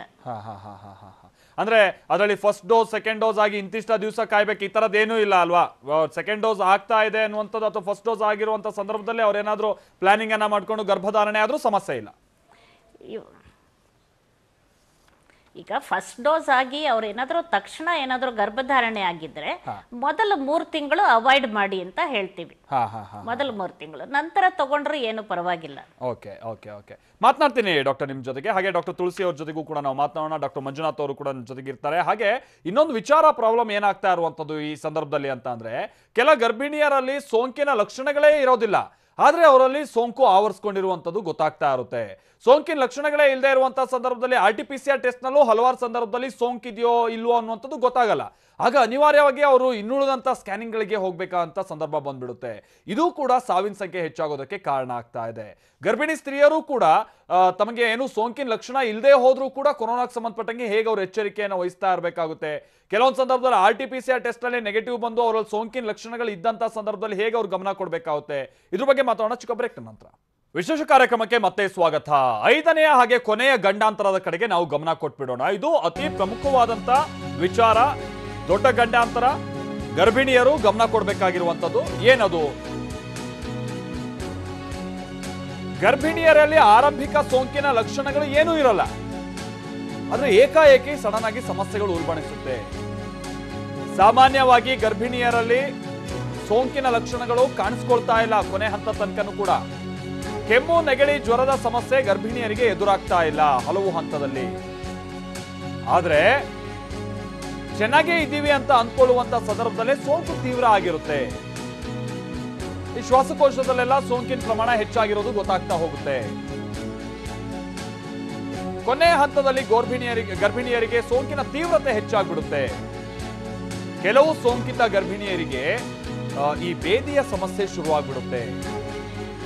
ಕೋವಿಡ್ ಟೆಸ್ಟ್ ಮಾಡಿಸಿದಂತ ಸಂದರ್ಭದಲ್ಲಿ ಆಗ ಅವರಿಗೆ ಸೋಂಕಿರುವಂತದ್ದು ದೃಢ ಆಗುತ್ತೆ. ಇಂಥ ಟೈಮ್ನಲ್ಲಿ ಅಗೈನ್ ಈ ಸೋಂಕಿನ ತೀವ್ರತೆಯಿಂದ ಹಸುಗೂಸುಗಳು ಮೃತಪಡುವಂತ ಸನ್ನಿವೇಶ ನಿರ್ಮಾಣ ಆಗಿರುತ್ತೆ. ಇದು ಕೊರೋನಾದಿಂದ ಏನು ಗರ್ಭಿಣಿಯರಿಗೆ ಕಾಡುವಂತ ಅತಿ ಮುಖ್ಯ ಸಮಸ್ಯೆ. ಸೋಂಕಿನ ಲಕ್ಷಣ ಇದ್ಬಿಟ್ರೆ ಹೆಂಗೋ ಅವ್ರು ಬೇಗ ಟೆಸ್ಟ್ ಮಾಡಿಸ್ಕೊಂಡ್ಬಿಡ್ತಾರೆ, ಮುಂಜಾಗ್ರತೆಯನ್ನ ವಹಿಸ್ಬಿಡ್ತಾರೆ ಬಿಡಿ. ಸೋಂಕಿನ ಲಕ್ಷಣನೇ ಕಾಣಿಸ್ಕೊಳ್ಳದೆ ಇರುವಂತಹ ಸಂದರ್ಭದಲ್ಲಿ ಸಮಸ್ಯೆಗಳು ಎದುರಾಗ್ಬಿಡುತ್ತೆ. ನಮ್ಮ ಜೊತೆಗೆ ಡಾಕ್ಟರ್ ಪದ್ಮಿನಿ ಪ್ರಸಾದ್ ಅವರು ಸಂಪರ್ಕದಲ್ಲಿದ್ದಾರೆ. ಡಾಕ್ಟರ್ ಪದ್ಮಿನಿ ಪ್ರಸಾದ್ ಅವರೇ, ವಿಚಾರ ಅಂತ ಅಂದ್ರೆ ಈ ಗರ್ಭಿಣಿಯರಿಗೆ ಅದರಲ್ಲೂ 7, 8, 9ನೇ ತಿಂಗಳು ಸಂದರ್ಭದಲ್ಲೆಲ್ಲ ಸ್ವಲ್ಪ ಸುಸ್ತು ಅನ್ನುವಂಥದ್ದು ಇದ್ದೇ ಇರುತ್ತೆ. ಆಮೇಲೆ ಸಣ್ಣ ಪುಟ್ಟ ಅವ್ರಿಗೇನಾದ್ರು ಸಮಸ್ಯೆಗಳು ಆರೋಗ್ಯಕ್ಕೆ ಸಂಬಂಧಪಟ್ಟಂಗೆ ಅನ್ನುವಂಥದ್ದು ಸಹಜವಾಗಿ ಸಣ್ಣ ಪುಟ್ಟವು ಇದ್ದೇ ಇರುತ್ತೆ. ಅದಕ್ಕೂ ಈ ಸೋಂಕಿಗೂ ಅವರು ಎಷ್ಟೋ ಸಂದರ್ಭದಲ್ಲಿ ಸಂಬಂಧ ಕಲ್ಪಿಸೋಕೆ ಹೋಗಲ್ಲ. ಅಂದ್ರೆ ಇದು ಕೊರೋನಾ ಅಲ್ಲ, ಇದು ಮಾಮೂಲಿ ಆಗಿರುವಂತಹ ಸುಸ್ತು ಅಥವಾ ಈ ಬೇದಿ ಸಮಸ್ಯೆ ಈ ಥರದ್ದು ಏನಾರು ಅಂದ್ಕೊಂಡ್ಬಿಟ್ರು ಸಮಸ್ಯೆ ಆಗ್ಬಿಡುತ್ತೆ. ಈ ಕೊನೆಯ ಸಂದರ್ಭದಲ್ಲಿ ಸೋಂಕಿನ ಲಕ್ಷಣಗಳು ಇಲ್ಲದೆ ಹೋದ್ರೂ ಕೂಡ ಸಣ್ಣ ಪುಟ್ಟ ಲಕ್ಷಣಗಳನ್ನು ಅವ್ರು ಹೇಗೆ ಗಮನ ಕೊಡ್ಬೇಕಾಗುತ್ತೆ? ಹೌದು, ಇನ್ನೊಂದು ಮುಖ್ಯ ಅಂದರೆ ಅವ್ರ ಮನೆಯಲ್ಲಿ ಇನ್ಯಾರಿಗಾದ್ರೂ ಈ ಥರ ಸೋಂಕಾಗಿದ್ರೆ, ಇನ್ಯಾರಿಗಾದ್ರೂ ಪಾಸಿಟಿವ್ ಬಂದಿದ್ರೆ, ಅಕ್ಕಪಕ್ಕದಲ್ಲಿ ಏನಾದರೂ ಸೋಂಕಿತರು ಇದ್ರೆ ಅಂತ ಹೇಳಿದ್ರೆ, ಮನೆಗೆ ಬಂದು ಹೋಗೋರು ಇಂಥವರೆಲ್ಲ ಜಾಸ್ತಿ ಇದ್ದಾಗ ಅವ್ರು ಸ್ವಲ್ಪ ಏನಾದರೂ ಯಾವುದೇ ಒಂದು ಲಕ್ಷಣ ಇರಲಿ, ಸುಸ್ತಿರ್ಬೋದು, ಸ್ವಲ್ಪ ಜ್ವರ ಇರ್ಬೋದು, ಸ್ವಲ್ಪ ಗಂಟ್ಲು ನೋವಿರ್ಬೋದು, ಈ ಬೇದಿ ನೀವು ಹೇಳ್ದಂಗೆ ಈ ಲೂಸ್ ಮೋಷನ್ ಇಂದ ತುಂಬಾ ಜನ ನಾನು ಕೇಳ್ತಾ ಇದ್ದೀನಿ, ಲೂಸ್ ಮೋಷನ್ ಇಂದಾನೇ ಪ್ರಾರಂಭ ಆಗ್ತಾ ಇರೋದನ್ನ. ಹಾಗಾಗಿ ಈ ತರ ಯಾವುದೇ ಇದ್ರೆ ಫಸ್ಟ್ ಅದು ಇದೆಯಾ ಇಲ್ವಾ ಅನ್ನೋದನ್ನ ತಿಳ್ಕೊಳ್ಳೋದು ಮುಖ್ಯ. ಯಾಕಂದ್ರೆ ಸಣ್ಣ ಪುಟ್ಟ ಕಾಯಿಲೆಗಳಾದ್ರೆ ಹಾಗೇನೆ ಟ್ಯಾಬ್ಲೆಟ್ಸ್ ಟ್ರೀಟ್ಮೆಂಟ್ ತಗೊಂಡು ಕಡಿಮೆ ಆಗತ್ತೆ. ಬಟ್ ಇದು ಏನಾದ್ರೂ ಕೋವಿಡ್ ಆಗಿದ್ರೆ ಅದು ತೀವ್ರತರ ಸ್ಥಿತಿಗೆ ಉಲ್ಬಣಿಸ್ಬೋದು. ಹಾಗಾಗಿ ಮನೇಲಿ ಯಾರೇ ಇದ್ರಿ ಎಲ್ಲದಕ್ಕಿಂತ ಮುಖ್ಯ ಗರ್ಭಿಣಿ ಸ್ತ್ರೀ ಇರೋ ಮನೆಯಲ್ಲಿ ಬೇರೆಯವ್ರ ಜೊತೆ ಹೆಚ್ಚಿಗೆ ಸಂಪರ್ಕ ಬರ್ದಂಗೆ, ಮನೆಗೆ ಬೇರೆಯವ್ರು ಬಂದು ಹೋಗದಂಗೆ, ನೀವು ಮೊದಲೇ ಹೇಳಿದ್ರಿ ಅವ್ರಿಗೆಲ್ಲ ಸೀಮಂತ ಅಂತ ಕಾರ್ಯಕ್ರಮಗಳು ಅದನ್ನೆಲ್ಲ ಮಾಡ್ಕೋಬೇಡಿ ಅಂತ. ಯಾರ ಜೊತೆನೂ ಹೆಚ್ಚಿಗೆ ಹೊರಗಿನವರ ಸಂಪರ್ಕ ಇಲ್ದಂಗೆ ಮುನ್ನೆಚ್ಚರಿಕೆ ತಗೊಳ್ಳೋದು ತುಂಬಾ ಮುಖ್ಯ ಆಗತ್ತೆ. ಮತ್ತೆ ಯಾವುದೇ ಸಣ್ಣ ಪುಟ್ಟ ವ್ಯತ್ಯಾಸಗಳಾದ್ರೂ ಕೂಡ ಮೊದಲು ಏನಾದರೂ ಒಂದು ಕೋವಿಡ್ ಅದರೊಳಗೂ ಇನ್ಯಾರ್ದಾದ್ರೂ ಸಂಪರ್ಕ ಬಂದಿದ್ರೆ, ಮನೇಲಿ ಇನ್ಯಾರ್ದಾದ್ರೂ ಪಾಸಿಟಿವ್ ಇದ್ರೆ ಅವರು ಪರೀಕ್ಷೆ ಮಾಡಿಸ್ಕೊಳ್ಳೇಬೇಕು. ಅದು ಅವಾಗ ನಾವು ಬೇಗ ಚಿಕಿತ್ಸೆ ಕೊಡೋದಕ್ಕೆ ಸಾಧ್ಯವಾಗತ್ತೆ. ಕರೆಕ್ಟ್. ಹೌದು ಡಾಕ್ಟರ್ ತುಳಸಿ ಅವರೇ, ನೀವು ಗಮನಿಸಿರೋ ಹಾಗೆ ಈ ಸೋಂಕಿನ ಲಕ್ಷಣಗಳು ಕೊನೆಯ ಹಂತ ತನಕ ಇಲ್ಲದೆ ಇರೋದು, ಆ ನಂತರ ಅಲ್ಲಿ ಏಕಾಏಕಿ ಉಲ್ಬಣ ಆಗ್ತಾರೆ, ನಾವು ಇತರ ಪೇಷಂಟ್ಸ್ ಅಲ್ಲಿ ಸಹಜವಾಗಿ ನೋಡ್ತಾ ಇದೀವಿ. ಗರ್ಭಿಣಿಯರು ಕೂಡ ಇದಕ್ಕೆ ಸಂಬಂಧಪಟ್ಟಂಗೆ ಹೆಂಗ್ ಗಮನ ಕೊಡ್ಬೇಕಾಗುತ್ತೆ?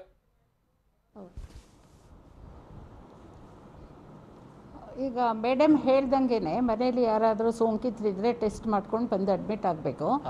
ಅವರು ನಮಗೆ ಸಿಂಪ್ಟಮ್ಸೇ ಇಲ್ಲ ಅಂದ್ಕೊಂಡಿರ್ತಾರೆ, ಅದಕ್ಕೆ ಹ್ಯಾಪಿ ಹೈಪಾಕ್ಸಿಯಾ ಅಂತಾರೆ. ಹೌದು, ಈಗ ಅವ್ರ ಸಿಂಪ್ಟಮ್ಸೇ ಇರೋದಿಲ್ಲ, ಸಡನ್ ಆಗಿ ಉಸಿರಾಡ್ಲಿಕ್ಕೆ ತೊಂದರೆ ಆಗುತ್ತೆ. ಅವಾಗ ಅವ್ರಿಗೆ ಕಷ್ಟ ಆಗುತ್ತೆ. ಅಂಥ ಸಮಯದಲ್ಲಿ ಮನೆಯಲ್ಲಿ ಯಾರು ಸೋಂಕಿತರಿದ್ದರೆ ಅವರು ಟೆಸ್ಟ್ ಮಾಡಿಸ್ಕೊಂಡು ಪಾಸಿಟಿವ್ ಇದ್ದು ಸಿಂಪ್ಟಮ್ಯಾಟಿಕ್ ಪೇಷಂಟ್ಗಳನ್ನ ನಾವು ಅಡ್ಮಿಟ್ ಮಾಡಿಬಿಟ್ಟು ಅಬ್ಸರ್ವೇಷನಲ್ಲಿ 10 days ಇಟ್ಕೋತೀವಿ, ಆಕ್ಸಿಜನ್ ಕೊಟ್ಟು ನೋಡ್ತೀವಿ, ಟ್ಯಾಬ್ಲೆಟ್ಸ್ ಕೊಟ್ಟು ನೋಡ್ತೀವಿ. 10 days ಆದಮೇಲೆ ಅವ್ರು ಸಿಂಪ್ಟಮ್ಯಾಟಿಕ್ ಆದಮೇಲೆ ಮನೆಗೆ ಕಳಿಸ್ತೀವಿ. ಅದು ಸಿಂಪ್ಟಮ್ಯಾಟಿಕ್ ಪೇಷಂಟ್ ಸ್ಯಾಚುರೇಷನ್ ನೋಡ್ಕೋತಾ ಇರಬೇಕು. ಅಕಸ್ಮಾತ್ ಮನೇಲಿ ಸೋಂಕಿತರಿದ್ದಾರೆ, ನನಗೆ ಸಿಂಪ್ಟಮ್ಸ್ ಏನೂ ಇಲ್ಲ, ಚೆನ್ನಾಗಿದ್ದೀನಿ ಅಂದ್ಕೋತಿರ್ತಾರೆ, ಸ್ಯಾಚುರೇಷನ್ ನೋಡ್ಕೋತಾ ಇರಬೇಕು. ಲೆಸ್ ದೆನ್ 90% ಬಂದಾಗ ಅವರು ಬಂದ ಆಸ್ಪತ್ರೆಯಲ್ಲಿ ದಾಖಲೆ ಆಗೋದು ಉತ್ತಮ. ಕರೆಕ್ಟ್. ಡಾಕ್ಟರ್ ಮಂಜುನಾಥ್ ಅವರೇ, ನೀವು ಈ ವೈರಾಣು ತಜ್ಞರಾಗಿ ಈ ಸೋಂಕಿನ ಲಕ್ಷಣಗಳೇ ಇಲ್ಲದೆ ಇರುವಂತ ಹಂತ, ಆದ್ರೆ ಆ ನಂತರದಲ್ಲಿ ಒಮ್ಮಿಂದೊಮ್ಮೆಲೆ ದೇಹ ಅನ್ನೋದು ವ್ಯಾಪಿಸಿರುತ್ತೆ, ಇದನ್ನ ಹೇಗೆ ಗರ್ಭಿಣಿಯರಲ್ಲಿ ಗಮನಿಸ್ತಾ ಇದ್ದಾರೆ? ಯಾಕಂದ್ರೆ ಇವರಿಗೆ RT-PCR ಟೆಸ್ಟ್ ಅಲ್ಲೂ ಕೆಲವು ಸಲ ಏನೋ ನೆಗೆಟಿವ್ ಬಂದ್ಬಿಟ್ಟು ಸೋಂಕಿನ ಲಕ್ಷಣಗಳು ಇದ್ರೂ ಕೂಡ ಇನ್ನುಳಿದಂತ ಸ್ಕ್ಯಾನಿಂಗ್ ಟೆಸ್ಟ್ ಅನ್ನು ಮಾಡಿಸೋದಕ್ಕಾಗಲ್ಲ. ಕಾರಣ ಅಂತಂದ್ರೆ ಹೊಟ್ಟೆಯಲ್ಲಿ ಮಗು ಇರುವಂತ ಕಾರಣಕ್ಕಾಗಿ. ಹಾಗಾಗಿ ಇದನ್ನ ನೀವು ಹೇಗೆ ಗಮನಿಸ್ತಾ ಇದ್ದೀರಾ? ಈ 2ನೇ ವೇವ್ನಲ್ಲಿ ನಮಗೆ ಬಹಳ ದೊಡ್ಡ ಸಮಸ್ಯೆ ಆಗಿರುವಂತಹದ್ದು ಇದೇ ವಿಚಾರದಲ್ಲಿ. ಎಸಿಂಪ್ಟಮ್ಯಾಟಿಕ್ ಆಗಿರ್ತಕ್ಕಂಥ ಜನರು ಬೇರೆಯವರಿಗೆ ಹರಡ್ತಾ ಇರ್ತಕ್ಕಂಥದ್ದು, ಮತ್ತೆ ಎಸಿಂಪ್ಟಮ್ಯಾಟಿಕ್ ಇಂದ ಸಡನ್ ಆಗಿ ಸೀರಿಯಸ್ ಸಿಂಪ್ಟಮ್ಸ್ ಕಾಣಿಸುವಂತಹದ್ದು. ಸೊ ಇದು ಗರ್ಭಿಣಿಯ ಸ್ತ್ರೀಯಲ್ಲೂ ಇದೆ, ಇವನು ಮಧ್ಯಮ ವಯಸ್ಸಿನ ಯುವಕರಲ್ಲಿ, ಯುವತಿಯರಲ್ಲಿದೆ, ಹಿರಿಯರಲ್ಲಿದೆ. ಸೊ ಈ 2ನೇ ಅಲೆಯಲ್ಲಿ ನಾವು ಬಹಳ ದೊಡ್ಡ ಎಚ್ಚರಿಕೆ ತೆಗೆದುಕೊಳ್ಬೇಕಾದದ್ದು ಈ ಸಿಂಟಮ್ಗಳು ಬರದೇ ಇದ್ದಂಗೆ ನೋಡ್ಕೊಳ್ಳುವಂಥದ್ದೇ. Prevention is better than cure. So ಅದರಿಂದ ಗರ್ಭಿಣಿ ಸ್ತ್ರೀಯರು ಇರ್ತಕ್ಕಂಥ ಮನೆಗಳಲ್ಲಿ ವಿಶೇಷ ಜಾಗೃತೆಯನ್ನ ಮನೆಯವರು ವಹಿಸ್ಕೊಳ್ಬೇಕು. ಮುಖ್ಯವಾಗಿ ಹೊರಗಡೆ ಓಡಾಡೋರು ವಹಿಸ್ಕೊಳ್ಬೇಕು. ಅವರು ಖಂಡಿತವಾಗಿ ಮನಸ್ಸಲ್ಲಿ ಇಟ್ಕೊಳ್ಬೇಕು, ಇದು ನಮ್ಮ ಮನೆಯಲ್ಲಿ ಹೊಸ ಜೀವ ಬರ್ಲಿಕ್ಕಿದೆ, ಅದರಿಂದ ಬಹಳ ಜಾಗ್ರತೆ ಮಾಡಬೇಕು ಅಂತ. ಈ ಬಾರಿ 7ನೇ 8ನೇ ದಿನಕ್ಕೆ ಏಸಿಂಪ್ಟಮ್ಯಾಟಿಕ್ ಆಗಿರ್ತಕ್ಕಂಥವ್ರು ವಿಶೇಷ ಚಿಹ್ನೆಗಳನ್ನ ಪ್ರದರ್ಶಿಸಿ ಅದು ಫ್ಯಾಟಲ್ ಆಗಿರ್ತಕ್ಕಂಥ ಅನೇಕ ಉದಾಹರಣೆಗಳಿರೋದ್ರಿಂದ ಗರ್ಭಿಣಿ ಸ್ತ್ರೀಯಲ್ಲಿ ಇರ್ತಕ್ಕಂಥ ಮನೆಗಳಲ್ಲಿ ಖಂಡಿತವಾಗಿ ಬಹಳಷ್ಟು ಎಚ್ಚರಿಕೆಯನ್ನು ತೆಗೆದುಕೊಳ್ಬೇಕು. ಯಾಕೆಂದ್ರೆ it is normal for everybody, ಎಲ್ಲರಲ್ಲಿ ಕೂಡ ಏಸಿಂಪ್ಟಮ್ಯಾಟಿಕ್ ಮತ್ತೆ ಸಿವಿಯರ್ ಸಿಂಪ್ಟಮ್ಸ್ ಇದು ಇರೋ ಕಾರಣ ಗರ್ಭಿಣಿ ಸ್ತ್ರೀಯರು ಇರ್ತಕ್ಕಂಥ ಮನೆಗಳಲ್ಲಿ ಬಹಳಷ್ಟು ಎಚ್ಚರಿಕೆಯನ್ನ ತಗೊಳ್ಳೋದು ಒಂದೇ ದಾರಿ, ಬೇರೆ ದಾರಿ ಇಲ್ಲ. ನೀವು ಟೆಸ್ಟ್ ಮಾಡಿಸಿ ಬಿಡಿ, ಅದು ಮುಖ್ಯ ಆಗೋದಿಲ್ಲ. ಒಮ್ಮೆ ಸಿಂಪ್ಟಮ್ಸ್ ಶುರುವಾಗಿ ಅದು ಸೀರಿಯಸ್ ಆದ ನಂತರ ನೀವು ಏನು ಮಾಡ್ಲಾರಂತ ಪರಿಸ್ಥಿತಿಯನ್ನು ತಲುಪ್ತೀರಿ. ಅದು ಇದೇ ಇಲ್ಲ ಅನ್ನೋದು ಗೊತ್ತಾಗೋದು ಬಹಳ ಮುಖ್ಯ ಅಲ್ಲ, ಅದು ಬಂದಾಗ ಏನ್ ಮಾಡ್ತೀರಿ ಅನ್ನೋದು ಮುಖ್ಯ. ಆದ್ರಿಂದ ಗರ್ಭಿಣಿ ಸ್ತ್ರೀಯರು ಇರ್ತಕ್ಕಂಥ ಮನೆಗಳು, ನಮ್ಮ ದೇಶದ 5% ಈ ಮನೆಗಳಲ್ಲಿ ವಿಶೇಷ ಎಚ್ಚರಿಕೆಯನ್ನ ಖಂಡಿತವಾಗಿ ತೆಗೆದುಕೊಳ್ಬೇಕಾಗುತ್ತೆ. ಹೌದು ಹೌದು ಹೌದು ಮಾತನಾಡ್ತೀನಿ ಡಾಕ್ಟರ್ ಮಂಜುನಾಥ್ ಅವರೇ. ಅಲ್ಲಿಗೆ ಏನೇನ್ ಗಂಡಾಂತರಗಳು ಎದುರಾಗುತ್ತವೆ, ಸಮಸ್ಯೆಗಳು ಹೇಗೆ ಎದುರಾಗುತ್ತವೆ, ಇದೆಲ್ಲವನ್ನ ಕೂಡ ನಾವು ನೋಡ್ತಾ ಇದ್ವಿ. ಅರೆ ಇಷ್ಟಕ್ಕೆ ಹಿಂಗ್ ಸಮಸ್ಯೆ ಆಗ್ಬಿಡುತ್ತೆ, ಇನ್ನೇನ್ ಗತಿ, ಬೇಡ ಈ ತರದ್ ಯೋಚನೆ ಬೇಡ, ಮನಸ್ಥಿತಿಯಿಂದ ಹೊರಬನ್ನಿ. ಪಾರಾಗೋದಕ್ಕೆ ನಿಮ್ಗೆ ಅವಕಾಶಗಳು ಇದ್ದೇ ಇದೆ. 2ನೇ ಅಲೆಯಲ್ಲಿ 0.12% ಗರ್ಭಿಣಿಯರಿಗೆ ಕೊರೋನಾ ಪಾಸಿಟಿವಿಟಿ ಬಂದಿದೆ. ಗರ್ಭಿಣಿಯರು ಕೊರೋನಾದಿಂದ ಹಾಗಾದ್ರೆ ಪಾರಾಗೋದು ಹೇಗೆ? ಗರ್ಭಿಣಿಯರು ಕುಟುಂಬ ಸದಸ್ಯರಿಂದ ಸ್ವಲ್ಪ ದೂರ ಇರೋದು ಉತ್ತಮ. ಸ್ವಲ್ಪ ಡಿಸ್ಟೆನ್ಸ್ ಅನ್ನ ಮೇಂಟೈನ್ ಮಾಡ್ತಾ ಇರಬೇಕು. ಗರ್ಭಿಣಿಯರು ಕಾಯಿಸಿ ಆರಿಸಿದಂತ ನೀರನ್ನೇ ಕುಡಿಯುವಂಥದ್ದು ಅತಿ ಸೂಕ್ತ. ದಿನಕ್ಕೆ 2 ಬಾರಿ ಗರ್ಭಿಣಿಯರು ಸ್ಟೀಮ್ ತೆಗೆದುಕೊಳ್ಬೇಕು ಅನ್ನುವಂಥದ್ದನ್ನು ಕೂಡ ಕೆಲವು ವೈದ್ಯರು ಸಲಹೆ ಕೊಡ್ತಾರೆ. ಸ್ವಲ್ಪ ಜ್ವರ ಕಾಣಿಸ್ಕೊಂಡ್ರು ಕೂಡ ವೈದ್ಯರನ್ನ ಭೇಟಿ ಮಾಡಬೇಕು, ನೆಗ್ಲೆಕ್ಟ್ ಮಾಡಕ್ ಹೋಗ್ಬೇಡಿ. ಇದು ಮಾಮೂಲಿ ಏನು ಈ ಗರ್ಭಾವಸ್ಥೆಯಲ್ಲಿ ಆಗುವಂತ ಸಮಸ್ಯೆನೇ ಅಂತ ಅಲ್ಲ. ಮೊದಲು ಫೋನ್ ಮೂಲಕ ಮಾಹಿತಿ ಪಡೆಯೋದು ಬಹಳ ಉತ್ತಮ. ಅಗತ್ಯ ಬಿದ್ದಲ್ಲಿ ಮಾತ್ರ ಆಸ್ಪತ್ರೆಗೆ ಹೋಗಿ. ಬೇರೆ ಟೈಮ್ ಹಾಸ್ಪಿಟ್ಲು ಸಣ್ಣ ಪುಟ್ಟಕ್ಕೂ ಕೆಲ ಗರ್ಭಿಣಿಯರು ಶಾಕ್ ಆಗಿ ಇಲ್ಲ ಏನೋ ಸಮಸ್ಯೆ ಆಗ್ಬಿಟ್ಟಿದೆ ಹಾಸ್ಪಿಟ್ಲಿಗೆ ಹೋಗ್ತೀನಿ ಅಂತ ಇಲ್ಲ, ಈ ಟೈಮಲ್ಲಿ ಹಂಗೆ ಮಾಡಕ್ ಹೋಗ್ಬೇಡಿ. ಆದಷ್ಟು ಫೋನ್ ಮುಖೇನವಾಗಿನೇ ನೀವು ಸಜೆಷನ್ ಅನ್ನ ಪಡೆದುಕೊಳ್ಳಿ. ವಿಡಿಯೋ ಕಾಲ್ ಮುಖೇನವಾಗಿನೂ ಕೂಡ ಎಷ್ಟೋ ಡಾಕ್ಟರ್ಸ್ಗಳು ಆಪ್ತವಾಗಿ ಸಲಹೆಗಳನ್ನ ಕೊಡ್ತಾರೆ, ಅಂಥದ್ರನ್ನ ನೀವು ಬಳಸ್ಕೊಳ್ಳಿ. ಇದರೆಲ್ಲರ ಜೊತೆ ನಾನು ಮೊದಲೇ ಹೇಳ್ದಂಗೆ ಈ ಸೀಮಂತ, ಆಮೇಲೆ ಅಕ್ಕಪಕ್ಕದವ್ರು ಏನಾದರೂ ಪಾಪ ಗರ್ಭಿಣಿ ಇದ್ದಾಳೆ ಅವಳಿಗೆ ತಿನ್ನೋದಕ್ಕೆ ಇದು ಆಸೆ ಅಂತೆಲ್ಲ ಅಡುಗೆ ಮಾಡಿ ತಂದು ಕೊಡೋದು ಇಲ್ಲ, ಅದನ್ನೆಲ್ಲ ನೀವು ಭಾಳ ಅವಾಯ್ಡ್ ಮಾಡಿ. ನಮ್ಮ ಜೊತೆಗೆ ಡಾಕ್ಟರ್ ಪದ್ಮಿನಿ ಪ್ರಸಾದ್ ಅವರು ಸಂಪರ್ಕದಲ್ಲಿದ್ದಾರೆ. ಡಾಕ್ಟರ್ ಪದ್ಮಿನಿ ಪ್ರಸಾದ್ ಅವರೇ, ಹೇಗೆ ಈ ಸಮಸ್ಯೆಯಿಂದ, ಕೊರೋನಾ ಸಮಸ್ಯೆಯಿಂದ ಬಚಾವಾಗೋದಕ್ಕೆ ಅವಕಾಶ ಇದೆ ಗರ್ಭಿಣಿಯರಿಗೆ ಅನ್ನೋಂಥ ನಾವು ಗಮನ ಕೊಡ್ತಾ ಇದ್ವಿ. ಕೊನೆಯದಾಗಿ ಇದ್ರ ಬಗ್ಗೆ ಏನು ಹೇಳ್ತೀರಾ ಡಾಕ್ಟರ್? ಹೌದು, ಖಂಡಿತ. ಈಗ ಮೊದಲು ಸ್ವಲ್ಪ ಸಕಾರಾತ್ಮಕವಾಗಿ ಯೋಚನೆ ಮಾಡಿ. ಯಾವಾಗಲೂ ನಕಾರಾತ್ಮಕವಾಗಿ ಯೋಚನೆನೇ ಬೇಡ. ಇದ್ರೊಳಗೆ ಸೋಂಕುಗೊಳಗಾಗುತ್ತಿರುವ ಓವರ್ ಆಲ್ ಸಂಖ್ಯೆ ನೋಡಿದ್ರೆ ಕಡಿಮೆನೇ ಇದೆ, ಮತ್ತೆ ಅದರೊಳಗೂ ಸಾವನ್ನಪ್ತಿರೋರ ಸಂಖ್ಯೆನೂ ಸ್ವಲ್ಪ ಕಡಿಮೆ ಇದೆ ನಮ್ಮ ಜನಸಂಖ್ಯೆ ನಾವು ನೋಡ್ತಾ ಇದ್ದಾಗ. ಹಾಗಾಗಿ ನೀವು ಎಲ್ಲದಕ್ಕಿಂತ ಮುಂಚೆ ಈಗ ಧೈರ್ಯವಾಗಿರಿ. ಸೋಂಕು ಹರಡದಂತೆ ಮುನ್ನೆಚ್ಚರಿಕಾ ಕ್ರಮಗಳನ್ನು ವಹಿಸಿ, ಮನೆ ಒಳಗಿರ್ಲಿ ಮನೆ ಹೊರಗಿರ್ಲಿ. ಮತ್ತೆ ಅಕಸ್ಮಾತ್ ಆಗಿ ಏನಾದರೂ ಸೋಂಕು ಹರಡಿದ್ರು ಧೈರ್ಯವಾಗಿರಿ. ಬಹಳಷ್ಟು ಕೇಸಸ್ಸು ಎಸಿಂಪ್ಟಮ್ಯಾಟಿಕ್ ಮತ್ತು ಕಡಿಮೆ ತೀವ್ರತೆ ಇರುತ್ತೆ.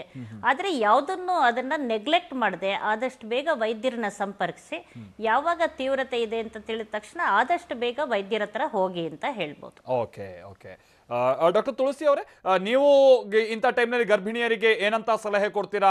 ಯಾಕಂದ್ರೆ ಸೋಂಕಿತರು ಬಹಳ ಮಂದಿ ಹಾಸ್ಪಿಟಲ್ ಇರ್ತಾರೆ ಅಂತೇಳಿ ಎಷ್ಟೋ ಮಂದಿ ಗರ್ಭಿಣಿಯರು ಹಾಸ್ಪಿಟಲ್ ಕಡೆಗೂ ಹೋಗಲ್ಲ, ಮನೇಲೇ ಕೂತು ಕೆಲವೊಂದು ಸಂದರ್ಭದಲ್ಲಿ ನೆಗ್ಲೆಕ್ಟ್ ಆಗುವಂತ ಚಾನ್ಸಸ್ಗಳು ಕೂಡ ಇರುತ್ತೆ ಅಂತವರಿಗೆ. ಎಲ್ಲ ಸೋಂಕಿತ ಗರ್ಭಿಣಿಯರಿಗೆ ಹೆದರ್ಕೊಳ್ಳೋದು ಬೇಡ, ಅವರು ಎಚ್ಚರಿಕೆಯಿಂದ ಇರಬೇಕು, ಡಿಸ್ಟೆನ್ಸ್ ಮೇಂಟೈನ್ ಮಾಡಬೇಕು, ಪದೇ ಪದೇ ಕೈ ತೊಳಿತಾ ಇರಬೇಕು, ಸ್ಯಾನಿಟೈಸರ್ ಇಲ್ಲ ಸೋಪಿಂದ, ಬಿಸಿಯಾದ ಊಟ ಬಿಸಿ ನೀರೇ ಕುಡಿಬೇಕು. ಮತ್ತು ಎಲ್ಲ ಅವರು ಹಾಸ್ಪಿಟ್ಲಿಗೆ ಬಂದ ತಕ್ಷಣ ಸಿಸೇರಿಯನ್ ಆಗುತ್ತೆ ಅಂತ ಹೆದರ್ಕೊಳ್ಳೋದು ಬೇಡ. ಎಲ್ಲ ಸೋಂಕಿತ ಗರ್ಭಿಣಿಯರಿಗೆ ಸಿಸೇರಿಯನ್ ಏನು ಅವಶ್ಯಕತೆ ಇಲ್ಲ. 90% ಸೋಂಕಿತರಲ್ಲಿ ಸಹಜ ಹೆರಿಗೆಗಳು ಸಾಮಾನ್ಯ ಇರುತ್ತೆ. ಎರಡನೇ ಸತಿ ಗರ್ಭಿಣಿಯಾಗಿದ್ದರೆ, ಫಸ್ಟ್ ಟೈಮ್ ನಾರ್ಮಲ್ ಡೆಲಿವರಿ ಆಗಿದ್ದರೆ ಈ ಸತಿನೂ ನಾರ್ಮಲ್ ಡೆಲಿವರಿ ಆಗೋ ಚಾನ್ಸಸ್ ಇರುತ್ತೆ. ಸೊ ಅವರೇನು ಹೆದರ್ಕೊಳ್ಳೋದು ಬೇಡ, ಎಚ್ಚರಿಕೆಯಿಂದ ಇದ್ದರೆ ಸಾಕು. ಸ್ವಚ್ಛತೆಯನ್ನು ಕಾಪಾಡಬೇಕು, ಅಂತರತೆ ಕಾಪಾಡ್ಕೊಂಡು ಇರಬೇಕು. ಈಗ ಮನೇಲಿ ಹೊರಗಡೆ ಕೆಲಸಕ್ಕೆ ಹೋಗಿ ಬಂದಿರ್ತಾರೆ, ಮನೆಯಲ್ಲಿ ಅವರು ಗರ್ಭಿಣಿ ಆಗಿದ ತಕ್ಷಣ ಮನೇಲಿ ಇರ್ಬೋದು, ಬಟ್ ಮನೆಯಲ್ಲಿ ಹೊರಗಡೆಯಿಂದ ಕೆಲಸಕ್ಕೆ ಹೋಗಿ ಬಂದಿರೋರು ಡಿಸ್ಟೆನ್ಸ್ ಮೇಂಟೈನ್ ಮಾಡಬೇಕು. ಅವರು ಕೈ ಕಾಲು ಸೋಪ್ ಹಾಕಿ ತೊಳ್ಕೊಬೇಕು. ಅವ್ರ ಮನೇಲಿದ್ದಾಗ್ಲೂ ಸ್ವಚ್ಛತೆ ಕಾಪಾಡಿಕೊಂಡು ಡಿಸ್ಟೆನ್ಸ್ ಮೇಂಟೈನ್ ಮಾಡ್ಕೊಂಡು ಮಾಸ್ಕ್ ಹಾಕ್ಕೊಂಡ್ರೆ ಉತ್ತಮ. ಡಾಕ್ಟರ್ ಮಂಜುನಾಥ್ ಅವರೇ, ನೀವು ಕೊನೆಯದಾಗಿ ಕೊಡುವಂತ ಅಡ್ವೈಸ್ ಪ್ರಮುಖವಾಗಿ ಗರ್ಭಿಣಿಯವರು ಜೊತೆಗೆ ಅವರ ಮನೆಯವರಿಗೆಲ್ಲ? ಮುಖ್ಯವಾಗಿ ಗರ್ಭಿಣಿಯರು ಅಂದ್ರೆ ಮಧ್ಯ ವಯಸ್ಕಿನವರು, 30ರಿಂದ 40 ವರ್ಷ. ಹೌದು. ಮೋಸ್ಟ್ ಪ್ರೊಡಕ್ಟಿವ್ ಏಜ್ ಕೂಡ 30ರಿಂದ 40 ವರ್ಷ. ಹಾಗಾಗಿ ಗರ್ಭಿಣಿಯರ ಗಂಡಂದ್ರು ಮತ್ತು ಗರ್ಭಿಣಿಯರು ಇಬ್ಬರು ದುಡಿಮೆಗೆ ಹೋಗ್ತಾ ಇರ್ತಾರೆ, ಸ್ವಾಭಾವಿಕವಾಗಿ ಹೋಗ್ತಾ ಇರ್ತಾರೆ. ಮತ್ತೆ ಮಧ್ಯ ವಯಸ್ಕನವರಲ್ಲಿ ಸ್ವಲ್ಪ ಉದಾಸೀನತೆ ಜಾಸ್ತಿ ಇರುತ್ತೆ, ಸ್ವಲ್ಪ ಉಡಾಫೆ ಜಾಸ್ತಿ ಇರುತ್ತೆ, ನನಗೇನ್ ಆಗಲ್ಲ ಅಂತಕ್ಕಂಥ ಒಂದು ಮನೋಭಾವ. ಇದನ್ನ ಅವ್ರು ನಿಗ್ರಹಿಸ್ಕೊಳ್ಳೇಬೇಕು. ಯಾಕೆಂದ್ರೆ ಅವಳು ಗರ್ಭಿಣಿ ಆಗಿರುವಾಗ ಅವಳ ಗಂಡ ಯಾರು ಹೊರಗಡೆ ಹೋಗ್ತಾನೆ ಅವನಲ್ಲಿ ಕೂಡ ಈ ಪ್ರಜ್ಞೆ ಇರ್ಬೇಕು. ನನ್ನ ಮನೆಯಲ್ಲಿ ನನ್ನ ಹೆಂಡತಿ ಗರ್ಭಿಣಿ, ಅದರಿಂದ ನಾನು ಎಚ್ಚರಿಕೆ ತೆಗೆದುಕೊಳ್ಬೇಕು ಅಂತಕ್ಕಂಥದ್ದು ಇರ್ಬೇಕು. ಎರಡನೇದಾಗಿ ಗರ್ಭಿಣಿ ಸ್ತ್ರೀಯರಲ್ಲಿ ಬಯೋಲಾಜಿಕಲ್ ಆಗಿ ಕೆಲವು ಚೇಂಜಸ್ ಆಗುತ್ತೆ. ಅವರಲ್ಲಿ ಬ್ಲಡ್ ಪ್ರೆಷರ್ ಜಾಸ್ತಿ ಆಗ್ಬಹುದು, ಶುಗರ್ ಜಾಸ್ತಿ ಆಗ್ಬಹುದು. This may lead to comorbidity. ಅಂದ್ರೆ ರಿಸ್ಕ್ ಇಲ್ಲ ಅಂತ ಅನ್ಕೊಂಡ್ರು ಕೂಡ, ಎಷ್ಟೇ ಧೈರ್ಯವಾಗಿದ್ರು ಕೂಡ ಅವರಲ್ಲಿ ರಿಸ್ಕ್ ಬರುವಂತ ಸಂಭವಗಳು ಜಾಸ್ತಿ ಇರುತ್ತೆ. ಹಾಗಾಗಿ ಅದರಿಂದ ಅವರಿಗೆ ಹೆಚ್ಚು ಪರಿಣಾಮ ಆಗುವಂತ ಸಾಧ್ಯತೆ ಕೂಡ ಜಾಸ್ತಿ ಇರುತ್ತೆ. ಅದರಿಂದ ಮತ್ತೊಮ್ಮೆ ನಾನು ಹೇಳೋದೇನಂದ್ರೆ, ಗರ್ಭಿಣಿಯರು ಸ್ವಲ್ಪ ಐಸೋಲೇಟೆಡ್ ಆಗೇ ಇರ್ಬೇಕು. ಮತ್ತೆ ಈಗಾಗಲೇ ಡಾಕ್ಟರ್ಗಳು ಹೇಳಿದಾಗೆ ಅವರ ಪ್ರಿವೆಂಟಿವ್ ಮೆಷರ್ಸ್ ಅನ್ನ ತಗೊಳ್ತಾನೆ ಇರ್ಬೇಕು. ಮತ್ತೆ ಪೀರಿಯಾಡಿಕಲಿ ಅವ್ರನ್ನವ್ರು ಪರೀಕ್ಷಿಸ್ಕೊಳ್ತಾ ಇರ್ಬೇಕು. ಏನಾದ್ರು ಜ್ವರ ಬರುವಂತದ್ದು, ಯಾವ್ದಾದ್ರು ಸಿಂಪ್ಟಮ್ಸ್ ಅಲ್ಲಿ ಯಾವ್ದಾದ್ರು ಒಂದು ಅಂತದ್ದೇನಾದ್ರು ಇದೆಯಾ ಅಂತ ಹೇಳಿ ಇದ್ರೆ ಸೂಕ್ತ ಮತ್ತು ತಜ್ಞ ಚಿಕಿತ್ಸೆಯನ್ನು ಕೂಡಲೇ ಪಡ್ಕೊಳ್ಬೇಕು. Okay thank you doctor Manjunath ಅವರೇ, ಡಾಕ್ಟರ್ ತುಳಸಿ ಅವರೇ, ಹಾಗೆ ಡಾಕ್ಟರ್ ಪದ್ಮಿನಿ ಪ್ರಸಾದ್ ಅವರೇ. ಇಷ್ಟೊತ್ತು ಗರ್ಭಿಣಿಯರಿಗೆ ಏನೇನು ಸಮಸ್ಯೆಗಳು ಎದುರಾಗಬಹುದು, ಅದರಿಂದ ಹೇಗೆ ಮುಂಜಾಗ್ರತೆಯನ್ನು ವಹಿಸಬೇಕು ಅನ್ನುವಂತ ವಿವರಿಸಿದ್ರಿ. ನಿಮ್ಮ ಮೂವರಿಗೂ ಕೂಡ ಧನ್ಯವಾದ. ಅಲ್ಲಿಗೆ ವೀಕ್ಷಕರು, ಒಂದಂತೂ ಸ್ಪಷ್ಟ, ಧೈರ್ಯವಾಗಿರಿ. ಗರ್ಭಿಣಿಯರು ಇಂಥ ಟೈಮ್ನಲ್ಲಿ ಆತಂಕಕ್ಕೊಳಗಾಗುವಂಥದ್ದು ಸಹಜ. ಮನೆ ಮಂದಿನೂ ಕೂಡ ಅವ್ರಿಗೆ ಧೈರ್ಯ ಕೊಡಿ. ಗರ್ಭಿಣಿಯರು ಕೂಡ ಸ್ವಯಂ ಧೈರ್ಯ ತೆಗೆದುಕೊಂಡ್ರೆ ಈ ಸೋಂಕನ್ನು ಕೂಡ ಎದುರಿಸಿ ಒಳ್ಳೆ ರೀತಿಯಲ್ಲಿ ಹೆರಿಗೆ ಆಗಿ ತಾಯಿ ಹಾಗೆ ಮಗು ಆರೋಗ್ಯಕರವಾಗಿರೋದಕ್ಕೆ ಎಲ್ಲ ವ್ಯವಸ್ಥೆಯನ್ನು ಕೂಡ ಮಾಡ್ಕೊಳ್ಳೋಕೆ ಅವಕಾಶಗಳಿದೆ. ಅದನ್ನ ಬಹಳ ಕೂಲಂಕುಷವಾಗಿ ನೀವು ಫಾಲೋ ಮಾಡಿ ಅನ್ನುವಂಥದ್ದಷ್ಟೇ ನಮ್ಮ ಕಳಕಳಿಯೂ ಕೂಡ ಹೌದು. ಇದಾಗಿತ್ತು ಈವರೆಗಿನ ಪ್ರಮುಖ ಸುದ್ದಿ. ನಿರಂತರ ಸುದ್ದಿಗಾಗಿ ನೋಡ್ತಾರೆ TV9.